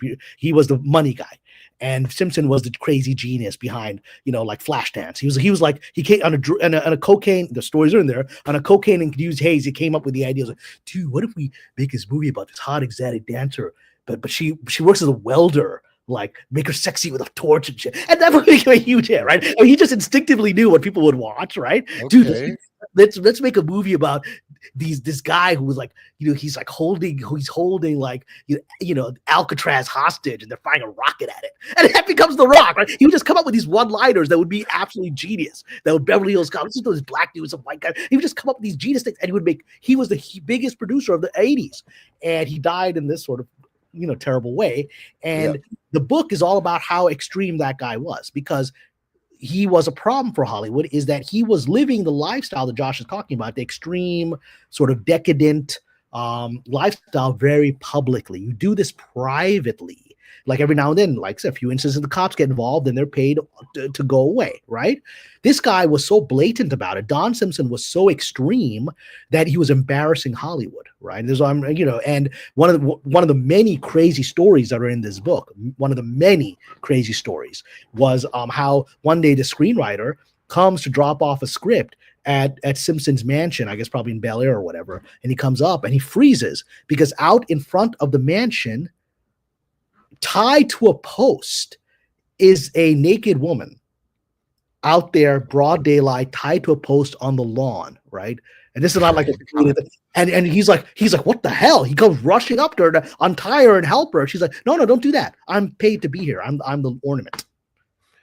He had a woman paid to be his naked ornament at his mansion, and the public would just drive by and see that. So that's how extreme this guy was. Right, he was also a creative genius, and that tends to come with it, right? But and then when he died, Bruckheimer became the Bruckheimer that we know. We think of Bruckheimer as the genius, right? But he was always the shadow of Simpson, so that's a very interesting thing. But that's an example. If you want to know about how crazy Hollywood can be, that's one of the things you go into, because again, the problem was he did it so publicly that he was becoming a threat to the system. So I mean, who knows? Did he die of a heart attack on the toilet? I don't know, right? Because he was a problem. He's bringing so much bad press to people, and they're constantly paying off sexual harassment, like real sexual harassment stuff. I don't know about Beldoni and Lively. Real stuff. It's like where things went violently wrong in his situations, right, with women, and they would pay them off. So there's nothing new about this. The very first lawsuit for sexual harassment, I believe, was in the 1920s in the silent film era by a woman. She was a silent film star, and I believe, and forgive me if I'm getting this wrong, I believe it was against the very famous Hollywood producer of the time, Irving Thalberg. Irving Thalberg is so famous that today they give the Irving Thalberg Award at the Oscars every year, right? So if you don't know who that is, he was one of the founders of Hollywood. He was one of the big guys in the silent films, continued on into the talkies. And so my understanding is that I believe so. If I'm incorrect, please someone correct me in the chat or in the comments later. But I believe he was the one that was sued by a silent film actress because she claimed that once she wouldn't have sex with him, he blackballed her career. This is the 1920s. I'm right? sure it was that's even the false worse then, right? There were no Oscars then. The Oscars are later. Oscars are in the talkies, right? They invented that as a PR. Louis Mayer, by the way, you can't see it from here. Right past Let's Darkness, Louis Mayer's house is right across from where I live, right? Okay. Louis Mayer's house, and that's a very interesting place because it's also the house where Jack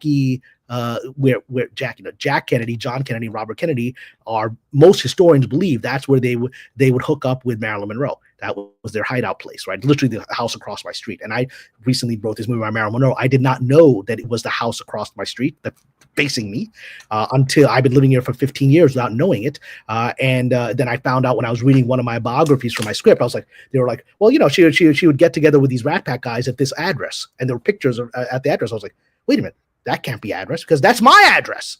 What? Right. And that's like, it's across the street, right? I'm like, oh my God, I've been living opposite this place where going to Hollywood. That's a good transition thing there, because in my research for my movie about we talked about this on this channel, but my research for my movie about Marilyn Monroe, it's actually mostly focused on her life before Marilyn, when she's Norma Jean Dougherty, married to a sailor, married to Merchant Marine James Dougherty, right? Before she's even discovered. She's a housewife in Catalina Island, right? Before she's discovered. She's discovered during World War II. He's off in World War II in the Merchant Marines, and she got discovered while working in a factory by a photographer and became a model instantly overnight. And then Hollywood came chasing and basically said, you got to get rid of this guy, because they didn't want her sweet, normal, loving husband around, because they needed her on the casting couch and they wanted to get rid of this guy, and she went along with it. And in my research of it, I became absolutely convinced that she was killed. I'm 100% convinced of it. I don't have any doubt about it. I believe she was killed, and I believe it was probably killed by order of the Kennedys. I believe that now, right? And that would have happened. That order would have happened in the house across my street. Like they got together there, and said, "We need to take care of this problem. She's becoming a problem for us, and it's becoming a national security problem. Can we get a few guys and just take care of it? Make it look like an overdose?" I believe that's what happened. But that's an example of when people early on, like Hollywood was so good at hiding all of this stuff. Like people didn't know the shadiness of Hollywood. Marilyn is the beginning of a crack in that, because within a year of her death, people started asking questions. Within 1 year of her death, they started having independently published books by people that were quacks, but like people looking into her death because the stories didn't make sense, right? The stories that were on the news contradict each other, and the journalists just all went with it. Like the trades are all publishing stuff that's not true or true from a certain point of view, like for Obi-Wan from a certain point of view that's presenting truths. And so people like this. You and I talked about this last time you were on about the Marilyn Monroe stuff. I'm a huge Monroe fan, but like when you say it like that, first of all, I believe you as well, just because again I love the subject. I find it fascinating. However, if you were just to say out loud, yeah, the gal from Gentlemen Love Blondes is a national security risk, sounds fucking insane. It's not, but it sounds like it when you say it like that. You know what I mean? It sounds insane, except if you're sleeping with the president of the United States and he's stupidly telling you about his plans for Nikita Khrushchev in bed, right? Because he's got a big mouth and he's sort of drunk with having sex with Marilyn Monroe and wants to show how powerful he is. Hey, baby, I'm going to meet with Khrushchev and there's this Cuban problem that's happening, right? And then she is high, drunk, and on a bender against Hollywood, because by this point of her life, she's figured out that Hollywood used and exploited her, which her husband Jim was telling her, baby, if you go down this path, it'll destroy you. He was the only one that did exploit her first husband. He's like, they're going to exploit you. And that's what happened. And now she's like the most famous woman in the world. She's angry. She's been used. She's been pumped and dumped by the president of the United States and then by his brother, right? And they're not taking her calls anymore. Marilyn Monroe is not a woman that she's never in. One thing I learned, she always broke up with everybody. She broke up with her first husband. She broke up with Joe DiMaggio. She broke up with Arthur Miller. She always ended relationships because the other dudes didn't want to leave her. They were all addicted to her, right? Who was the first person in her life that banged her and then wouldn't take her calls was John F. Kennedy, because he didn't need to. He's the president of the United States, right? And so it's like the first time in her life that men were rejecting her and she couldn't handle it. And so she started getting drunk at parties. We have multiple reports from people who knew her of her getting drunk at parties and blabbing about what the president said to her about national security stuff. And the problem gets worse because when she was with Arthur Miller, Arthur Miller was a communist. He actually was. He was, not talking about McCarthy stuff. He really was a communist. He was a communist sympathizing, pro-Russian, guy. Yeah, I mean, they all were. These were New York elites of the 50s and 60s, right? That's what all they were. We saw that in the movie Oppenheimer. That's all they were. But the problem was, and that's why he married. Well, part he wanted to marry because he wanted to bang Marilyn Monroe, but part of it was also that he was being held by. He was brought before the House Un-American Activities Committee, right? HUAC, right? He was brought before McCarthy and Nixon and all those guys, right? He was brought before them, and he was accused of being a communist. So he then got married in the middle of the hearings. He got married to Marilyn Monroe, who's America's sweetheart. So suddenly it was hard to paint him out to be against America when he's married to America's sweetheart. So there was, aside from having sex with Marilyn Monroe for his ego, there was a practical purpose because the hearings ended after that because people said, no, he can't be a communist. He's with blood-blooded American beauty. And then I just want to finish this. So what Miller was doing this, and this is all documented in the biographies I read, which blew me away. Miller's closest friends were actual spies for Nikita Khrushchev because he's in this New York literati world of all these people. And so he's hanging out with these people that were actually spies for Nikita Khrushchev, were actual on the payroll of KGB. And so he's like having cocktail parties at his New York City apartment, and his wife is blabbing about shit. And then after they divorce, she's still in contact with all these people. Right. And so suddenly she starts hanging out the house of these Russian spies who are playwrights, but Russian spies, Soviet spies. And she starts saying, I hate fucking Jack Kennedy. He's got, what he's going to do to Nikita over those fucking missiles in Cuba. You can't be doing shit like that. And all those people their phones are tapped. So suddenly the CIA is hearing this shit. The FBI is hearing this shit. They're like, this woman is out of control. This woman is revealing national security secrets from the president of the United States' mouth to Soviet spies. How's that going to end? Well, we saw how it ended, and neither one of them lived to tell the tale. So it ended like the Titanic, but there was no door. Yeah. They were going to, Since I do believe that How did you come up with that? it was good, but right at time. But look, they killed Kennedy's killed her, and then universe kind of balanced that out for them. So it is what it is. I'm putting up a poll, so because I think it's very hard to believe anyone at this point does not believe Marilyn was murdered. I'm putting that in the chat. Let's see what you guys think in the chat. But hell no, that's not. People are delusional. I once met, like, I actually go to Marilyn's grave regularly. I go there all the time, and because it's literally opposite my gym. By the way, her grave is opposite my gym. So I finish workout and go to give maybe drop off a flower. I go there all the time because I feel connected to her. I'm writing a movie about her. One day I met a guy there, like this old dude, and we started chatting, and I was telling him about my research for my movie, and he got very angry because he's like, well, Marilyn never had all these affairs. It's all a lie. Oh my God. She was a virginal, sweet girl who only slept with her 3 husbands. I was like, dude, what planet are you on? What planet are you on? I mean, she slept with thousands of people. This was known in her lifetime. The people of Hollywood, the women were kind of embarrassed. Like even Betty Davis is like, girl, slow down the casting couch. Slow it down. You're making us look bad, right? I was like, but this guy's in his own fantasy world. He's such a fan. He can't accept that she could possibly have an affair on her husband. I mean, so you're talking about her not being, people are living in a fantasy world with Marilyn. That's wild. I'm shocked by that. But I guess people are dumb. So yeah. Yeah, so I don't know. So it was interesting people reaction in the chat to all this stuff. Right, Cameron didn't kill himself. Don't worry, buddy.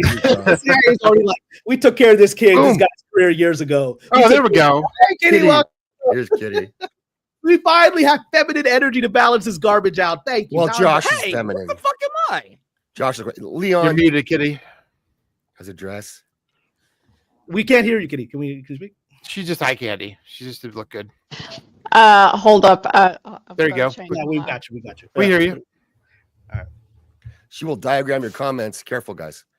I will I'll diagram the crime after you guys your bodies are found. Oh, there we go. Oh, I love that accent. What's the origin of that accent? Enzo said with the CIA chat listening. African. Sorry, I've moved my camera, so if I look like I'm looking over there or like there, yes. I'm South African. Yes. So I love the South African accent. It's kind of British and Dutch and like African. It's very weird. Yeah. And African. I'm just here to okay, well actually maybe I'm suicidal because I don't want to be associated with you guys. I mean, at this point, why not? Say you're a masochist. Well, what do you believe? Let's start with Marilyn. What do you think of Marilyn? Do you think she was killed? Let's start with that. What do you think? Yeah, I think it's like Zach said, everybody just says, "Oh yeah, for sure." But then it's like they think, "Oh, but that's old Hollywood, older Hollywood." You know what? The crimes and all of that's the old scandal. They don't do that sort of thing anymore. Right. And Hesh would beg to disagree. And Hesh would be like, everyone said I was dead. How come he has video of me getting back up and being put back down into my grave? Right? I mean, poor Hesh. Yes, right? you mentioned that last time. Oh my God. That's why I'm here to go. I can't. Actually, I do need to diagram these things. Be like, which mystery do I want? You do. Which mystery is the? But I mean, oh God, the Marilyn Monroe stuff is enough to there is a whole true crime genre basically on Marilyn Monroe. Oh yeah, it's very profitable. People always have these theories. There's 1,000 theories. I'll tell you who I actually think did it. I'll be very specific. I actually believe there's a great book called Bombshell, which is written by a former U.S. He's a former detective, LAPD, who was a whistleblower who revealed a lot of stuff that was confirmed and a lot of citywide and national hearings about corruption in the LA Police Department were held. Yeah, and he published this. He mentioned he knew this years ago, and he's like near the end of his life, I guess. He said, "I finally feel safe enough to say this." He wrote Bombshell, which is right. He says it. I finally feel like I can do this because what are they going to do to me now? I'm almost dead, right? But he publishes his book about a year ago called Bombshell, which is what he found in the LAPD secret files as LAPD detective.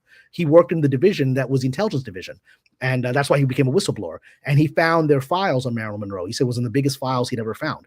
And that's a great title. Yeah, and he actually talked to some of the people to get direct testimony, and those people are now dead, so we don't know. Is he lying and making up the whole thing? Well, his track record is that he told a lot of stuff that was true, that was investigated and led to major changes in LAPD. So now he's coming out saying his thing was based on all the evidence. It wasn't actually the CIA directly the specific people. It's very specific. He said, we now know Robert Kennedy came to visit her the afternoon that she died. That was confirmed by her housekeeper, who was another shady person that had been sent there, or shady psychiatrist who was CIA connected, right? So basically, the housekeeper was a handler, and the housekeeper, before she died, did an interview in Europe that was never broadcast in America. It was broadcast in Europe, where she said, "Okay, I'm fine. I mean, why can't I just be honest about it? Yeah, Bobby Kennedy came over just before she died, and I was asked to leave." It doesn't mean anything. Yeah, the U.S. Attorney General, who shows up at our house in Brentwood, right? But he shows up, so now that's been pretty much confirmed that Kennedy was there a few hours before she died. And so this guy in his book, based on the LAPD intelligence files, said that essentially Kennedy, he was there to find evidence. Like she was saying she was going to have a press conference. This was Saturday evening, and she had told him that she was going to have a press conference on Monday to reveal that she was banging both the Kennedy brothers and they were scumbags and they were. So that's what happened when it happened. Yeah. Yeah, and so she was drunk, and she was just doing that to get these guys to engage her, because then she's like not used to men not engaging her after having sex with her, and so. I don't think she was actually going to have that conference, but they didn't know that because she's such a big mouth and out of control. And so he shows up there, apparently slaps her around, and tries to get her to give the diary, because she told him, I have a diary that has all the evidences, like secret letters you guys wrote me and photos and all that stuff. It's in my diary. I've got it all, and I'm going to show it at the conference. So, they're like, give me the diary. And and apparently she wouldn't give the diary. Did the diary exist? We don't know, but she wouldn't give it to them. And then, according to the LA intelligence files, there's a reason the LA intelligence has this in their most top secret, like eyes only files that he found, because he was in the division, was that Kennedy, apparently, according to him, Robert Kennedy then basically drugged her, knocked her out, gave her a roofie, which is interesting because in her autopsy, which was also had a lot of errors in it, but the autopsy revealed that she had essentially a roofie in her that wasn't prescribed, and they can't figure out where she got it from. Some people think she got it like she'd been in Mexico 2 weeks before, and she got it as a drug, because it wasn't, of all the medicine she allegedly overdosed on, it wasn't on there, but there was a roofie in her system, so she had been knocked out. So she'd been roofied and knocked out, and then basically he then brought in top LAPD intelligence officers who were basically like as dangerous as the CIA, and because they were his personal guard. That's true. As when he was in LA, the Kennedys had the direct protection of LAPD intelligence, not just Secret Service. So the LAPD intelligence guys, 3 of them show up, and their job was to find the diary and any other evidence and get rid of it. And Kennedy left. And that's gone. That diary's gone. That diary's gone. But basically, it appears what happened, according to the book, was I guess she woke up. She woke up because remember, she was so heavily addicted to drugs, you can't actually knock her out. Yeah. She could take a horse tranquilizer and wake up because she's so addicted. So they gave her what a normal person would be knocked out till Sunday morning. And she woke up while they're ransacking her house. And she's like, who the hell are you guys? I'm going to tell the cops. They are the cops. And so now she's seen their faces. And the faces of the people that are working on Robert Kennedy's security detail. Okay. Now she's going to go to the fucking press because they're ransacking her house. And so it's a last minute, like, fuck, she's seen our faces, and they kill her. They kill her. This wasn't the plan. The plan wasn't to kill her. The plan was basically to find the evidence, take it, and then if she came out, you just say, well, she's a mentally ill actress. She was in the mental hospital a year ago. Can't believe anything she says. But now she's seen their faces going through her house as burglars. Remember fucking Watergate, burglars looking for a document brought down the President of the United States. Right. Imagine burglars breaking into Marilyn Monroe's house to hide the affair of the President of the United States. You would have fucking ended the Kennedy presidency. You know, it would have been. And then right in the middle of the Cuban Missile Crisis, right in the middle of that, President Kennedy's being impeached for all. I mean, it would World War III. So they're like, okay, one woman dead or nuclear war. What's our choice here? And they killed her. And I believe that's what happened. Oh, I need to read that. Cameron is sure though that there's no way that her first husband, who was a sniper and who created the SWAT program in LA, would have ever visited Dallas. Well, he did travel the country between SWAT teams. I mean, he was a sniper in the Marines, right? He was merchant Marines, but he was a sniper. He was the best shot in LAPD, and he created, because of that, they asked him to create the first SWAT team in history. He invented it, and he trained them how to be sharpshooters. So he was a sniper. Yeah, and to be fair, Zach, I don't like the idea that Marilyn Monroe's husband was the one that shot JFK, because that would just tear down the legacy of my personal hero, Lee Harvey Oswald. But nobody believes Lee Harvey Oswald shot JFK. Who the hell believes that? I'm clearly joking, but yes. Even Jack Ruby's like, shit, man. I hope nobody looks into my background, because the whole fucking thing will, because people, because if you actually look into Jack Ruby, who's actually Jack Ruby's side, it doesn't tie back to the CIA. It ties back to Mossad, right? If you actually look at who Jack Ruby was, he's actually Mossad connected, and that's why I'm like, let's hope that Wikipedia doesn't actually connect these two dots and say I'm working for the Chicago mob. Let's hope that's what they do, right? That's been the official narrative, right? So whatever. I just want to say for the record that I love Jews. And Yes. Israel, and also that as okay. much as I don't like people taking money and being Kitty, bribed, is it possible for you to go on a influence stream people. without juice coming up? Like, I'm just like, I'm could just we not not? Mossad, man. would Most of the not Mossad ever people sell out there don't people. believe in God. I'm pretty sure they don't believe in God, so I don't know what they identify I as. would never sell That's right. people out, or the people in the chat hanging out. I would never. But if someone if in the DMs, if someone offered me money, then we could talk. I would turn it down. For those in the chat, just so you know, I would kill myself, but I do like in a really cool way, like suicide by cop. So if I'm ever like found hanging or something, or The great just thing, gunshot wound to the head, like you no, guys that's are not how. protected. You guys are protected because CIA and Mossad are like, we fucking took care of this Pasha guy years ago. Now just I YouTube actually- now. he's very He took care of it worried right now. about No one's gonna believe him. I'm legit worried about the CIA fucking listening to this show and whatnot. Not for any sort of like, oh, what's on his hard drive sort of thing. More just like, I don't want them to go through my browser history and find out I'm a Matchbox 20 fan. Like, that's the scariest thing to me. That's how it happens. I love all Thank people God you didn't tell anyone. except Quebec. I don't like people in Quebec. At least been Nickelback. Fucking hell. Oh no, man, I know your Nickelback feelings. Yeah, Leon, in my Marilyn Monroe movie, I do show the speculated version of her death. I just don't identify them. That's all. You can conclude that they were whoever they want them to be, or just the way it's done is could be a figment of her imagination at her death. Do you have a notice in the beginning that's like any resemblance is just what's it? What do they call it?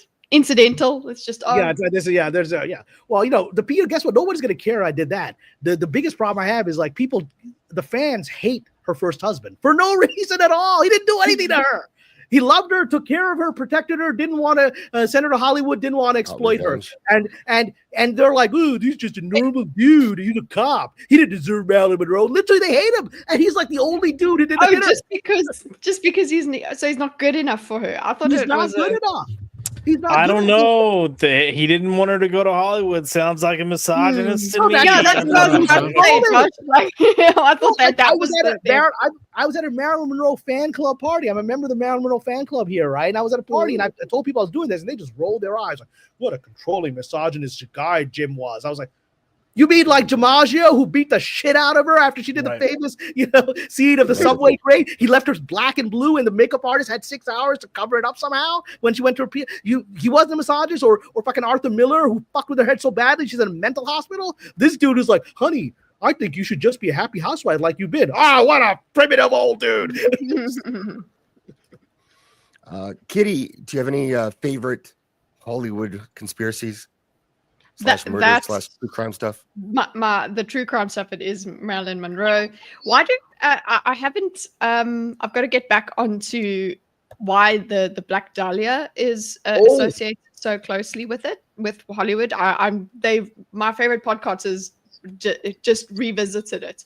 So I need to actually. Is it the one with the grandkids, the nieces and nephews of the supposed killer? I don't know. I have to This just. This was a famous doctor who was holding all these sex parties, right? Even his own son. My dad killed her. We all know that. So that doctor's either grandkids or great nieces and nephews just put out a podcast how they're convinced he's the one that did it, and they're going through like the timeline. I don't remember the name of it off the top of my head. I do remember that being was happening. Me and Monty plan on covering that on Tinfoil Haters probably in July, because the anniversary of her death is the same as my birthday, so we think it'd be a fun July episode. It's the people that I'm talking about is Morbid. They just redid that. I think. But anyway. Yeah. Well, but Hmm. Dahlia is great to talk about because Black Dahlia has the open connections to the Eyes Wide Shut sex parties and weird occult parties that have been going on since the beginning of Hollywood. You know, interesting story because some people are like, well, it's proven that Cameron is gay because he's a member of the Marilyn Monroe fan club. True story. First of all, I'm the only straight guy in the entire fan club. I realized that at the recent party. I was like, wait a minute, am I the only straight dude here? It's all gay men. There's not one single straight dude in the entire room. Not This is a one. gay-friendly channel. You're the only one. Yeah. Who's secure enough. I just, as a gay man, I have to come in and say, are we really questioning a man's sexuality when he has a fondness for Marilyn Monroe? Yes, we are, because I just discovered that there seems to be a correlation. I'm literally the only straight dude in the entire room. I was like, I think for a second, because I don't have a gaydar. I literally do not have a gaydar. Like Josh, I had no idea until you said it. I mean, I can't read it. I can't figure out any vibe. I don't care about people's sexuality. But I was literally like, wait a minute. Josh is a secret gay. There's nobody in this room that's straight, dude, except me. Not one person. It was like this blind moment of realization. I was like, am I the only straight guy in the entire fandom? Yeah, but it's not like it's Judy Garland, right? Like, I mean, Judy Garland was never viewed. Judy Garland was never viewed as like a sex symbol for men, right? Like people weren't like, "Oh, I can't. If I could bang her, man," you know what I'm saying? But Marilyn Monroe, I don't understand why Judy. I understand. Actually, I can tell you why gay men, at least from talking to the gay men at the party. I was at the Christmas party, right? I could, and they just loved her flamboyance. They loved her fearlessness. They loved her rebellion. But Judy Garland, any of those things? I see her as Dorothy. Was she any of those things? Why do gay men love her so much? You tell me. It's all about that yellow brick road and going over the rainbow. No, correlation. Gay men like Judy Garland because Judy Garland was fond of gay men. So was Marilyn. Marilyn was very progressive. Like she was very progressive for her time. She was very open. She actually publicly defended when like the friend of hers was a very famous author and he was outed as gay. And she's like, well, what do you care? He's happy and he loves someone he loves. Get out. And she says that's in like 1950s. That's shocking. Yeah. Didn't I think you mentioned something, or maybe it was someone else, but you mentioned that there was some club that was not letting that was Jewish people. Sorry, I see. Well, I didn't say that. Again, Kitty goes right back. Hollywood is a club. Hollywood is a club. They weren't letting people in, and I think I don't know if it was Marilyn Monroe or whatever. She made sure it was some oppressed class. No, this was the club. This was a famous jazz club that wouldn't let, I think it was Ella Fitzgerald, wouldn't let a black woman sing. And she said, "Well, I'll come here every day with all my celebrity friends if you let her sing." Yeah, she stayed for like 30 days. And from that point on, that club was desegregated. Look, I got a lot of issues with how she treated her first husband. I think she treated him very shabbily, and I think it was wrong. But she was a good person in many ways. I have a question for Cameron that's like been burning in the back of my mind ever since this came up. But he showed that book that he got from Borders, and I just want to know if he got that from the Borders in Century City. No, there was a Borders in Santa Monica in those days. Yeah, I remember that. That's all. Oh. Well, you mentioned Century City earlier, and I've got like a good 4-year time span of being in that area. So how old is this book? This book, I got. When the hell is this copyright of this book? I got this book in like 1998. So this is right when I moved to LA. This is one of the first books I bought. That's I came like a good 9 years. I had perfect timing of when I got to LA because I moved out there, and then like within 6 months, a little writer strike decided to happen. So I was like, well, that's great. Fantastic. Was it that first writer strike in like 2008 or whatever? Yeah. Yeah. The first writer strike, I was very, bought into the story, and I struck with everybody. And then afterwards, I was like, yeah, we're not making as much money as they told us. In fact, I'm making less money than I did before the strike. I don't understand. And then by then, 15 years later, when I figured out that the Writers Guild is essentially a communist, it literally is like 19. Oh, dude, I made multiple videos covering this most recent writer's strike a couple years ago when it happened, and I got fucking blasted in the comments, massive downvotes. I'm like, are you all fucking retarded? They are retarded because I was publicly against my guild for everything it's been doing for the last 5 years, making us fire our agents, all this other crazy stuff. And I realized it's because our guild is essentially run by Arthur Miller type communists, these rich elitist jerk-offs who are perfectly happy that you stay poor. Their goal is they stay rich, You stay poor, they get the jobs, you stand outside holding these protest signs, right? And they are complete jerk-offs, and they all hate me because I've been public about it. I've said it, and they all despise me. The Writers Guild leadership knows me. I'm not a low-level writer. They know who I am. I've had ugly public exchanges with them. But yeah, no, they are literally the Arthur Miller communist scumbags. Hey, Polly. What's up, Polly? Hey, Polly. We're talking Hollywood stuff, so this is right up Polly's alley. Well, Paul. One of the reasons I'm on Polly's show every Friday. Everyone watches on Friday, 10:30 a.m. Pacific, right? I always come and we do a weekly show together. But look, this is the fascinating thing is that it's often been the Latino communities that are often like the witness to the underbelly of Hollywood, because the white people of Hollywood treat the Latinos here as their slave class, right? I think Josh would agree that, right? Allegedly. And so allegedly, and this is literally their slave class, and so they're the ones who always they're the ones who have to clean up after the Eyes Wide Shut parties. They have to clean up, so they know everything. The Latino community in LA knows all the underbelly. You talk to some waiter at a restaurant, and he's like had to cater at a Hollywood party. They know everything because they're ignored. They're seen as not human. So people just are honest in front of them. So they see everything. Yeah. This is the Black Dahlia. I don't know anything about this case really, except for she was found in pieces, I think. Yeah. She was chopped up. It would look like a Cut ritual. into. Yeah. Cut into. Clean. It was really horrible. I mean, it was like the Texas Chainsaw Massacre, but it was done methodically. That's why they know a surgeon did it, because this was. I mean, just like I don't know what Nikola Tesla has to do with this. Why is he on the pit news? Is this so? Why is this Hollywood Babylon? Why is this connected to Maryland? Like, Kitty, because he was again. We're going with the presumption this guy did it. I think he did do it, right? But he was this doctor whose photo you have up here was the Hollywood doctor to the stars, right? Mm-hmm. And he had a house where they would hold all these sex parties for the celebrities, right, in the 30s and whatever. And he, that was, again, who knows whether he was doing it on his own or had intelligence, because from the very beginning, right, it's always good to get. It wasn't even CIA, because LAPD, that book I told you about, Undercover, Bombshell, talks about a lot about the history of how LAPD was essentially the CIA of Hollywood, and from the silent film era. And so the local PD, the intelligence division, would keep records of producers and actors and directors and their sexual shenanigans. They would keep that for blackmail, to control people. So this guy may have been working for other people, but he was hosting these sex parties for all the stars. And this woman, Elizabeth Short, may have let's just say a lot of struggling actresses end up in prostitution. Marilyn did for several years of her career, right? In the early portion of her career, she wasn't just casting couching. She was working in hotels. She was doing after she left Jimmy, she didn't have any money. And so she ended up prostituting herself, and Elizabeth Short was apparently doing that. And what happens with prostitutes is often, especially sort of high-end prostitutes like Miss Short, very attractive woman, is they get pulled into not just streetwalker situations, but into these elite situations. So one thing I'll reveal is I once met a few years ago, it might have been like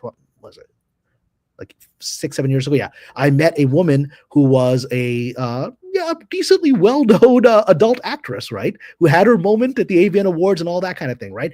And she was telling me that she makes more money, or she made, I guess back then, she made more money working the Eyes Wide Shut circuit of celebrities, being basically a sex toy at these masked, pagan parties, where they're banging and doing, all kinds of rituals, than she did working as an adult star. She said that's the best source of income. And she named a few people that she had serviced. And I was like, I do not actually want to die, so I don't want to spread that hearsay. So, but that's, she's like, yeah, I make more money going to these Eyes Wide Shut parties with this famous person at their mansion than I do, doing gangbang scenes, whatever. What's up, Gary? Evening, gentlemen. Hey, Pop Culture Market. Gary, good to see you. Good to see you, my friend. I wanted to point out, too, his house was built by Frank Lloyd Wright. Yeah, it's a beautiful house. Yes, it is. I've been there. It's just gorgeous. Yeah. I've driven outside. I've never gone inside, but it's really remarkable from the outside. It's like, it's on Sunset Boulevard. It's one of those boulevards right up the north. Yeah. Yeah, and it's just like, you're like, whoa, that's an interesting house. You drive by, you immediately see it. It was part of his concrete form designs, like he did with the Ennis Brown house. It ended up not being cost effective, but my God, they're gorgeous to look at. They're like temples.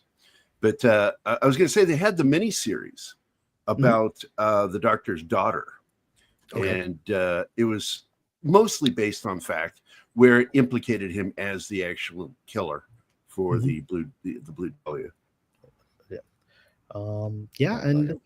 But that's the thing is, again, this is not, if you look actually into the surprisingly high rate, maybe it's not surprising, but the high rate of death amongst adult stars, and we're not just talking about, we're not just talking about people on I guess now they have these, what was it, OnlyFans, whatever, but but in the days of the good old fashioned, like, AVN stars, right?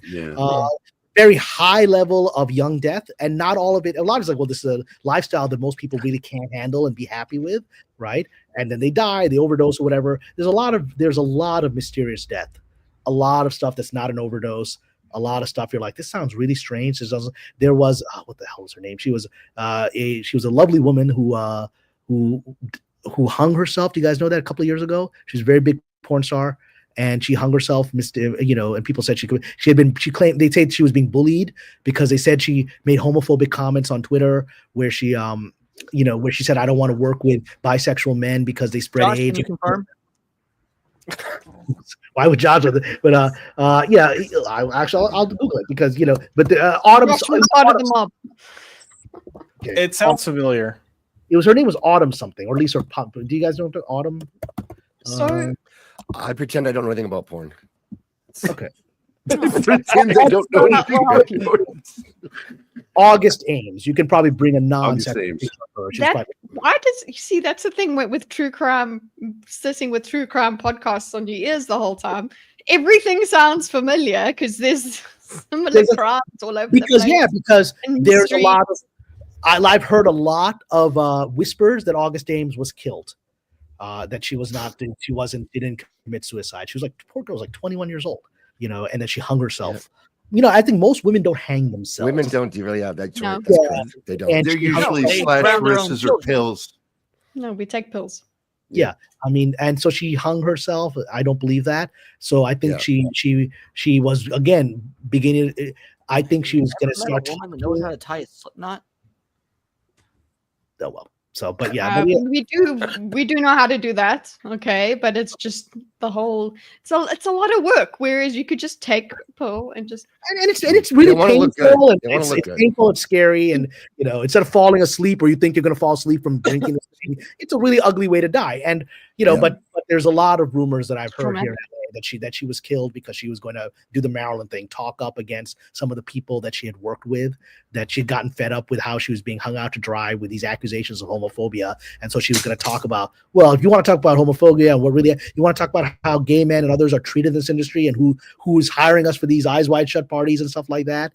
Then and then when that starts happening, she says that at a party somewhere. Next day, she's, hanging from a tree. And that links into. You guys ever my sort of story of the time the famous producer I worked with experienced the let's just say the people who have fun with young boys mafia and what they do if you start talking. Yeah. Yeah, I told that story, but it was do I look young enough to be part of this? Never mind. She has a strong jawline, so the facial hair doesn't work. I'm just going to add something real quick to what Cameron's talking about with these parties, because I've got a friend who's an actor. He's currently on a soap opera right now. But when he first moved to Los Angeles, he was signed with William Morris as a model. And they have pretty much like these catering companies that when they have these parties, these specific companies are hired to essentially like bring very pretty people in, kind of with this understanding that this is going to be going on. And he started working for them, and he had 2 normal gigs, and then was asked, do you want to make really good money? And worked one of those and was done. He was like, I'm out. Yeah. So thankfully, and they let him go. They let him go. He couldn't hold his poop in for 3 weeks, though. Oh Jesus! Come on! Let's keep kid friendly here. Come on. I was gonna ask Josh. Well, like everyone that knows anything about Hollywood, like, is there any way to stay clean in that place, man? Mm-hmm. Like that guy got out after one, but the best way is to talk about the CIA and LAPD killing Marilyn Monroe. That's the best way for you to not have a career and just leave you alone. Yep.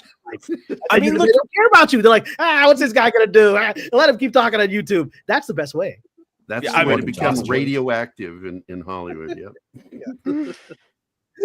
Yeah, it's Well, very easy to get you tainted. ever on though. with Casey Kasem? Mhm. You said she was radioactive. Yeah, he was. Let's just say, used by his wife, right? Oh, dude, yeah, the Casey Kasem wife story is insane. And she was like No. a hot chick on Cheers. Remember, she was like the hot blonde on Cheers. I have no idea who you're talking And she's about. in Go. Ghostbusters too. Wait, Zach, You don't know Casey Kasem?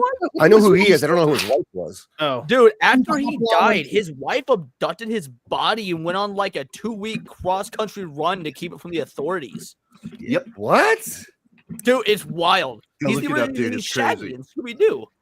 He was the Dude. greatest American radio host. How do you not know the Didn't he- Casey Kasem story? But didn't he? I know about him, but not about his being driven across the country in a van by his wife when he's dead.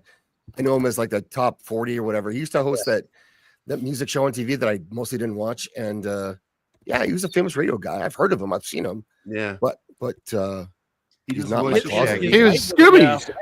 No, he's the voice of Shaggy. Shaggy, Yeah, that's right. Shaggy. I mean, you heard of Weekend at Bernie's, but nobody picked up my script with cross country with Casey. So That actually is something I 100% watch unironically. Somebody should do a movie about that. Just Let's work some on that crazy one. woman. Yeah. And in the story, Joshua, it should be like they're looking for someone that does a perfect Casey Kasem impression so they can make it sound like he's alive. There you go. absolutely. Speaking of things that Josh has worked on, huh? Good segue, Josh. What? Yeah. What's happening with your project? So Identity. yeah, no, I mean, look, it's still going. The reason I said give me a second, I'm going to be right back. What's happening with it is, and I'll go into what it is, but I've got a stack of books here. Oh, That we're going through and we're reading and we're just getting a lot of information on. So there's these here. I've got another 3 right here. I've got 18 digital books as well. But we want to be so juicy. Yeah, we want to be as authentic and as realistic as possible to a degree. But yeah, it's going to be kind of a espionage intelligence type story. You're going to have kind of your Hollywood elements in there, but we want to lean into realism as much as possible. So a lot of military work. And then from a character aspect, we're just diving into the idea of the identities that people reveal. So you have your public persona, your private persona, and then your secret persona. And it's really going to play heavily into that and just kind of, subvert expectations, but in a way that makes sense for the character as you learn more about them, not this modern subvert expectations for the sake of look how handsome this guy is who's going to cast. Hey, look, when you're trying to get the idea across, it helps to have visuals. So when I went to Jeff, Jeff is someone that I've worked with a lot. Like we worked on Bloodlines together. We worked on Undying Up Here. Like there was a lot of, he was the one that when I moved to Hollywood and I was having just a really terrible time trying to get work, he kept saying, well, why do you want to write? Why do you want to write? Why do you want to write? Why are you doing this to yourself? For me, it was just a matter of like, I love to tell stories and I find people fascinating. So for me, I can convey that in characters. Here. That's what, listen, there's a whole, you're going to have so many people from other countries. These are just this is family for the most part for one of the main characters. I also can't help but notice that the gay guy has anal in the main character's name. Is there a... What do you mean the gay guy has anal? Yeah, Jack. His name is Jack McAnally. I guess Oh my if it's God. translated anagram. Also, a question, McAnally- Josh. I have a question. Is that you? Because you're really good looking in the photo. Hey, he's That handsome is- in real life. Easy, Gary. Yeah, that is me. I do look very nice in a photo when there's some AI involved. I clean up really well with computers. But no, I kind of pulled together a pitch deck, but for me, it's also nice to have kind of an outline and kind of character Bible going. And Cameron will understand this. When you're writing something, especially when you're in the early stages of trying to just really flesh it out and figure out what it's going to be, as you start developing the characters, they start telling the story for you. So for me, I was going to have 2 main characters, and it's actually developed to 3. And it's stemming more so from the more I learn about our intelligence agencies, how they work together, and the roles that they play, that third character kind of needed to be there. So, you know, and then we're pulling from real life people too. So like, I don't know if anyone's familiar with Andrew Bustamante and his wife, G.E. Bustamante. Like they both worked in intelligence. You have Joe and Shannon Kent. Bustamante, who was the PI, right? He was the PI. No, Bustamante was actually in the Air Force and then went and worked for the CIA and was an agent for them overseas for 8 years, 9 years. His wife was a tracker. So, but yeah. So just doing a lot of prep and stuff, but we pretty much got roughly 4 seasons figured out, with the 5th season kind of going in, and I've got episode titles for the first season mapped out. So as far as the first season goes, it's developed, and we're just writing. And again, I know Jeff well enough that I've pitched many ideas to him, and he's been like, and moves on. So when he goes, yeah, no, I think you got something, just keep working on it. That to me is a sign to keep going with it. So you start a script like this and a series with a plan? Yeah. See, there's this wonderful thing that people used to do. They used to have a plan for what they would do with stories and characters and where they would take them. You mean the opposite of David Lindelof and J.J. Abrams, right? Yes. You know, absolutely. The old school, like actually know where you're going. Yes. Yeah, and this is the fun thing that I put out. I mean, you get a lot of. I was trying to have fun with this as much as possible, but this is an edited version that I put out on the internet, kind of breaking down the themes of the season. So you've got your first 4 here, and then the 5th season is going to lean heavily into like Chinese intelligence, because the way they operate is completely different than you know what we tend to see from what we think of for intelligence for like our CIA. Why? Because they are the original intelligence agents, because they read Sun Tzu 2,500 years ago, and everybody else had to learn from them. So they know how this game works because they invented it. Absolutely. And Kitty, he has 2 brothers, Iranian brothers, as set in this series. Do you know them? Yeah, they might. If I have to go to the right places over here. I'll be able to find. Wait, so is there like an Iranian community in South Africa? I didn't know this. No, I'm in Dubai. I'm in UAE. You're in Dubai. Well, Dubai. Oh, so okay. This is then that transitions me into this. Good. So let me share this with you. So this, I don't think I ever shared this story. So the actual people involved in it are dead now, so I can tell the story. Nice. So will I be dead because of it somehow? I hope not. I hope not. So in the final years of Obama, so that would have been like 2016, 2015, like 2015, right? Mm-hmm. When my career was doing really great, and I wasn't working on YouTube because it didn't exist in those days. Those good days when I actually had something more to do in my life, right? But those. Hey, yeah. Hey, dude, I'll be honest. I'd rather be writing my fucking movie right now than be doing this shit. But it is what I'm doing. Okay, I understand that. I don't think Josh agrees with that, right? So whatever. But I love you guys. So in any event, so in 2015, when my career was doing really well, I got an interesting call from my managers, who I'm still with. I've been with them for 20 years. Hopefully they'll stay with me after I talk about this publicly. I'm going to be careful what I say. They called and said, we got a very strange call. We got a call from the Central Intelligence Agency. The CIA would like to meet with you. I was like, what? The CIA would like to meet with you. You don't have to make a big screen about me. This is not something that, I want the CIA to. I thought you wanted everyone to know you're talking about this. I thought you said your agency wants to see this. No? Okay. No. Yeah, I don't think we need to pick a big screen about this. It's just a story. So whatever. So just remember the intelligence people. Yeah, like this is good. He's the one telling the story, right? He's the one. He's got a cat and a bird. Come on. He's got a parrot, whatever. He's that guy. He's the one that you approached. But so I got this call. Like, what is this all about? They're like, well, they actually would like to talk to you about developing a TV show. I was like, what? Okay, because you've been hearing rumors. Like I said, this is long before all this USAID stuff coming out. This is 2015, it's 10 years ago, right? 2015. And they're like, so CIA funds TV shows? Okay, all right. I'd heard these rumors, but I'm getting this call. So what we got was, hi, Kitty, she's the one telling the story, right? So they get this call, and what it is they sent me in advance this call. It's going to be with these 2 people that are all ex-CIA, ex-CIA, right? Okay. Like we're talking about ex, who was retired. There's no such thing, but yeah. Yeah, so they retired. And one of them was interesting because when I got their names, I was like, who the hell are these people? Because I got their names, I have a meeting with them. I looked up, one of them was actually publicly known. He was in the US, he was in an actual public liaison office So he was like the guy from from Argo. He was like the public liaison officer of the CIA to Hollywood, right? He'd be the guy they would turn to for like technical checking the script, right? He was that guy, and his name came up in the New York Times when I looked him up. He was one of the people involved in Iran-Contra. So I was like, New York Times is like, and this guy, I was like, this dude, right? So he's one of the guys you're going to meet, Iran-Contra CIA guy. I was like, okay. And then in advance of the meeting, they sent me this like 100-page, 150-page document, which was their plan for the show. And it was a TV spy series set in Dubai, right? And it was actually a really good idea for a show. It was like a modern day Casablanca. The idea of the show is that it would be like an American, like a modern Rick who's like working in Dubai, who's, Dubai is as you know, today, Dubai is the ultimate spy center because you've got everybody. You've got United States, Russia, Israel, Iran. Everybody is there, right? Everyone's got intelligence agents there because it's like Morocco was. Left out Uganda.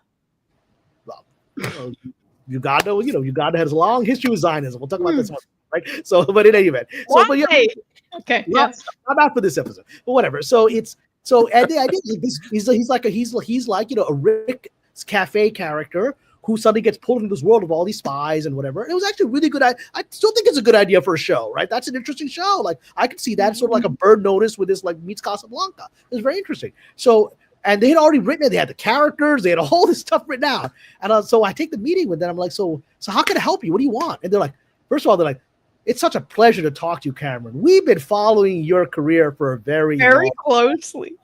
Very closely. They were very straightforward about it. And, so it's more like, you're really so outspoken about your Muslim beliefs and your passion for the Middle East all the way back to high school. They had a file and they were making it clear they knew everything about me. They're like, when you were in college, like at Dartmouth, and you were the head of the Muslim Students Association, they were so outspoken on the Gulf War. They knew everything and they wanted me to know they knew everything about me. That there had been a long-standing file on this guy, right? And it's like, again, this is, by the way, when you read that book that I mentioned, Bombshell, he talks about, just forget the CIA, LAPD had these massive files on random people. They started their file on Marilyn Monroe. Do you know when they started that file? They started in 1946, within days of her divorce from Jim Dougherty. That's the first entry in the Marilyn Monroe file because she immediately started prostituting herself. She didn't have her husband's money to support her. So she started going to clubs that were run by mob-connected sleazebags and started like banging mob dudes. And so they're like, who's this mob mole showing up? That's the first entry. So they were following her when she was a nobody, right? Norma Jean Dougherty is a mob mole. Who's this chick? So they created the file in 46, like a week after she left Jim, right? Whatever. So they were having this, but we're not here to talk about the past, Cameron. Let's tell you, we'd love for you for the show. We'd love you. And, we want a showrunner for this great idea that we've got. And we feel like, you as a devout Muslim and someone who cares so much about the Middle East. You're a great mascot. Yeah, you'd be perfect for this. Mascot. You'd be perfect for this. And, and I was like, really, I would be. Okay, great. So they're like, what are your thoughts? I said, well, I really like the idea. I think it'd be very good. But I'm concerned about page 32 and the footnote. They're like, what? It's because I've gone through the entire document, as you can imagine. And so look at page 32. So there's footnote. And footnote was like, and so, a lot of the ideas for the show will be coming from this think tank. And I was like, oh, I know this think tank. This think tank is linked to Mossad intelligence. I know that. I was like, and I said, and then the people involved in it were all people involved in the Iraq War, in the second Iraq War, like neocons, and I was like, I knew them by name. I was like, so these are the people in this think tank and they're going to give the stories and they are working with Israeli intelligence and that can be found within 5 seconds of internet searching. And I did that. So I was like, you know what? I'm an American citizen. I love this country and I really do, right? Because so far I'm alive. Nobody's stormed. In Dubai, you couldn't be doing this stuff. Someone would storm your room by now if you're talking about talking in Dubai intelligence. Yeah, I mean, Kitty doesn't know anyone Dubai intelligence, but I don't know anything about Dubai. Yeah, it's a great place to live. To know, and a YouTube video that I was talking to Sergeant Ahmed, who's in Dubai intelligence. You will disappear from the screen, and there'll be a knock on your door in about 5 seconds. That's why it's so safe here, actually, because you do anything, they can find you very easily. Correct. And so thank God I love the country. At least so far, we haven't had the raid at the door. So thank God. Look for the last podcast. Yeah. So I say to them, I'm an American citizen. I will work with you, but I'm not going to work with these Israeli dudes. You can imagine I'm a conservative Muslim guy. I'm pretty pro-Palestinian. I don't want to work with these Mossad guys. I don't feel really a deep connection with them. I think we share the same values. So I'll work with you. I'm not going to work with them. And, and the way it's going to work is I'm going to take your story ideas and I'm going to do what I want to do because that's what a showrunner does. So I'll take your ideas and advisement and I'll give you the final say. And they're looking at me like, no, that's not how it works. Right. And that's not how this thing goes down. Get on board, Cameron. And then you begin to understand the people on footnote 7 on page 32 are the dudes behind this thing, right? And then suddenly you realize you're being asked to present their narrative about the world. I feel like maybe Ms. Leslie Headland would understand the story that I'm sharing, right? That this would not be an unfamiliar kind of conversation, right? Maybe I'm so disillusioned as well now. And I'm like, how much of the entertainment I have enjoyed in the past, has been psyop. Then it's part of developing soft power. It's all of it. Okay. So I'm so glad you said that because no one's brought up soft power yet, and that was like the one thing that I kept thinking of. It's just how influential soft power is. But yeah, kid, going all the way back to the 40s, like get pills for that. You start having influence. Goes back to Casablanca. Yeah. So my stupid diagram about gaming and the agenda and shit like that, it's just like, yeah, sure, we actually have some activists and stuff and we get upset about that, but the other people are so deeply embedded. Wait, Kitty, did you do a diagram about the gaming stuff and not mention the WEF and the UN and all that, which can God damn it, woman! Hit me up next time you do a fucking gaming diagram. God damn, that's I'd never heard a diagram before her. No idea. Didn't know this was a thing. No, this is me talking about my opinion. I was adding to the conversation. I wasn't investigating or anything. Never mind. That's okay. As long as it wasn't piss poor investigation, you're fine. No, it wasn't an investigation. It was just a discussion. That's what it was. So to complete my story on the soft power, and then I'll put up and get people's reactions to this. I don't think I've shared this story publicly, but I actually recently found out that the person I spoke with has deceased, or at least that's the official news report. You never know with the intelligence agencies. Like, when people say Jeffrey Epstein didn't kill himself, they don't understand. They're right. It's because he's sitting in Tel Aviv sipping margaritas with a new face, going, "Oh man, people have no idea what that was all about." But that's a whole other conversation, right? So that's hypothetical. So in any event, this guy is allegedly dead. So maybe they don't care. But so I'm like, no, I'm not going to do that. And they're like, no, it doesn't work that way. You have to be taking directives, right? If you're going to be working with us, right? And the implication is like, one phone call to HBO, and this is the deal with the devil. This is the deal with the devil. Phone call to HBO. This show's on the air, and you're a showrunner, and you are an Emmy-winning showrunner all of a sudden, right? And you're famous. That's so, but you gotta be putting out the stories of soft power that we need you to put out, right? And I said, I said, can I have some time to think about it, right? And so we left the meeting, and then I turned to my manager, and she's like, "We need to get the hell away from this situation." I said, because she was at the meeting. She's like, "We need to get the hell away from this situation." She's like, "This is not a good situation." I'm like, "You're right. This is not a good situation. You handle it. I'm getting the hell out of here, right?" And I'm just hoping my car don't explode when I turn on the ignition, right? And then she told him, "Well, Cameron has to respectfully pass. This probably isn't the right thing on his slate right now." And let's just say my career started slowing down a little bit after that. Started slowing down a little bit after that. The phone stopped ringing when you don't play ball. And but you know what actually saved me? You know what saved me? A year and a half later, Trump gets elected, and they're so busy fighting him, they forget about me. I'm like, the piss at and they totally forget squash Kamran Pasha's career.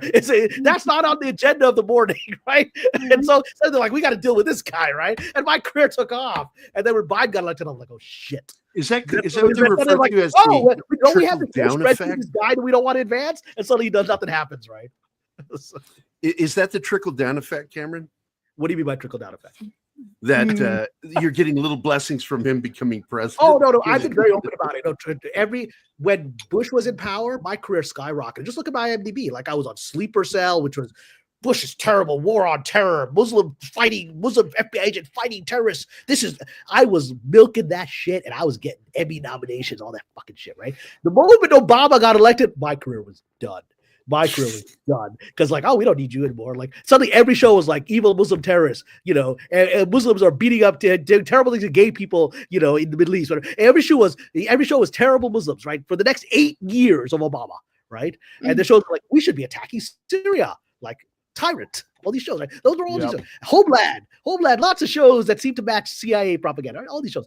And the moment Trump got elected, my career came back. So for 4 years, I was doing great. The moment Biden got elected, oh shit, here we go again, right? And here we went again, right? And I was like, and so the moment Trump got elected, I was like, oh shit, thank God, I'm back. And suddenly my career's back, right? Suddenly I was like, now people have 4 years. You don't give a shit about me right now. Well, I tell you, it's true though with creatives, period, because I work with the film, publishing, and comic industry, and it did the exact same thing. My career was going, and then Obama came into office, my career fizzled, and then Trump came in, it went back up, and then it went back down under Biden. It's coming back up again. It's exactly right. I mean, it's a direct correlation. Literally, when Trump won, I'm like, shit, man, I can pay my rent now. I don't have to come on to YouTube every week. That's why I only come on once a month to Zach, because I love him. Oh, you muted Zach. Just so you know, you're muted, Zach. That is for you. I want to make sure that you get all 15 of those dollars as you need as a struggling white Canadian. Thank you, Leon. Well, you're going to be the 52nd state soon, right? Of course. 51st. 52nd state. You're going to be the next one. You're coming on board. I don't know why you guys want to buy the Kelvin. We're giving you milk for free, but hey, I don't know. We're really take it. thinking about not doing it now since you guys booed us at the hockey game.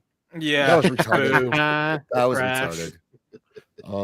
But it was necessary. Yeah.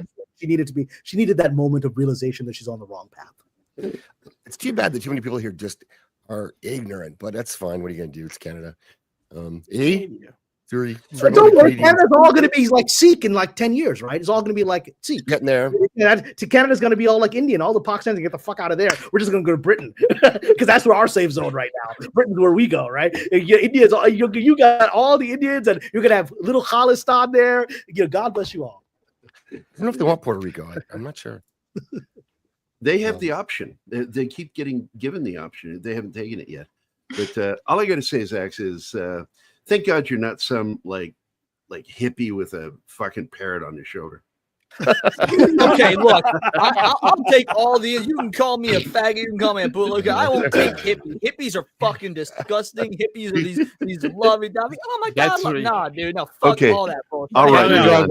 All right, Leon. I'll correct myself and say long-haired weirdo. Got a Davida on repeat. So fuck Iron Butterfly, like. All right, trying to prove himself. Yeah. All right. So on hippies, by the way, Candace Owens is now doing a book club on this. But as usual, I'm ahead of the curve. I bought this book like 5 years ago. As you can see, it's all yellow, right? Yep. Chaos by Tom O'Neill, which is this incredible and this is published by Little Brown, which is that's like the Harvard of publishing, right? Highly prestigious. Chaos, Charles Manson, the CIA, and the Secret. I thought Little Brown was the author. No, Tom O'Neill isn't. You see, Jerry, it's your fault. Yeah. Okay, whatever. I bought that book too. I got the digital copy. So if those who like Candace Owens doing an incredible book club reading of it starting like a couple of weeks ago, but this book is amazing because it's about what we're talking about. Because this guy, Tom O'Neill, ain't no conspiracy theorist weirdo. He was a fluff entertainment reporter for. You guys remember? It was like Premiere Magazine. Remember that guy? Like it was a film magazine like 20 years ago, right? So he was a fluff reporter for Premiere who did like fluff articles about let's interview Tom Cruise, right? And so he was asked to do like 1968 with 1969 with the Manson killing. So like in 1999, like for the 30th anniversary, he was asked to just do some interviews of people who knew Sharon Tate and just like do what could have been had she lived for the last 30 years, what we've lost. And in researching this very simple fluff piece, he just found some old files from the Sharon Tate, from the Manson murder trial of Herbst K. He found like a document that was hidden in some old evidence box that was like, oh, why wasn't this revealed by the defense? Well, there you go. Why was this brought out? And Cameron, don't forget that he also pretty much brought down Vincent Buglio's. Yeah, exactly. Who was the he destroyed him in that book. He was the prosecutor. If I remember, he was the prosecutor, Yeah, right? prosecutor. So prosecutor, and he was the one who was the official narrative creator of the Manson trial for the last 30 years. And he caught him in lies. And he tried to sue him. He did all sorts of shit, and the guy just weathered it and says, "You keep doing what you want to do. I'm writing this book." Well, I thought you were just going to do an interview for Rolling Stone. No, I'm writing a book. And that's what happened. And so basically the long and short of it is, by following the paper trail, just as one weird, like this is an interesting piece of thing. Why didn't the defense, the prosecution bring up this one guy that was present? Why he was just asked this question as a general, like, oh, why did nobody ever interview this guy that's in this document? He was apparently present at these Manson things. Why is his name nowhere in any of the documents, but it's in this thing? So he starts looking at that guy, and then he starts discovering that guy's connected to the FBI and the CIA. This dude whose name never pops up in the trial. He was a CI for the CIA. And then he starts finding connections to that guy. And then he starts looking, he's like, that guy is then connected to Charles Manson's psychiatrist in the early 60s when he was in like a prison in San Francisco. And that psychiatrist was involved in MK Ultra. He was named in the MK Ultra documents. So he's like, what is this thing? I'm just trying to do a fluff piece. So he keeps following these like leads that nobody's looked at. And by the end of this, he's uncovered that he concludes with all the evidence, talking to principals. Like he confronted someone, like I said, he confronted the prosecutors, like, you don't want to be looking into this. He confronts some of the original police officers from the scene. And they're like, shit, man, you can't be asking these questions. And they're like, these were the heroes of the Manson case. And they're like, no, dude, you ask this question, you're gonna end up dead. And he's like, what the fuck is happening here? And as he goes, and he concludes that the Manson killings were orchestrated by the CIA because the Manson family were a test subject of MK Ultra that were being injected with psychedelics to make them assassins. It was a training pilot. And maybe it got out of control because it's not clear why they did it. Maybe they were going after what's his face, or her stupid husband, like, pedophile dude, right? And so and he wasn't there that night. Polanski, yeah. Polanski, right? Yeah, and so, he was away. Yeah, so he. What's the name of the book? Sorry. Chaos.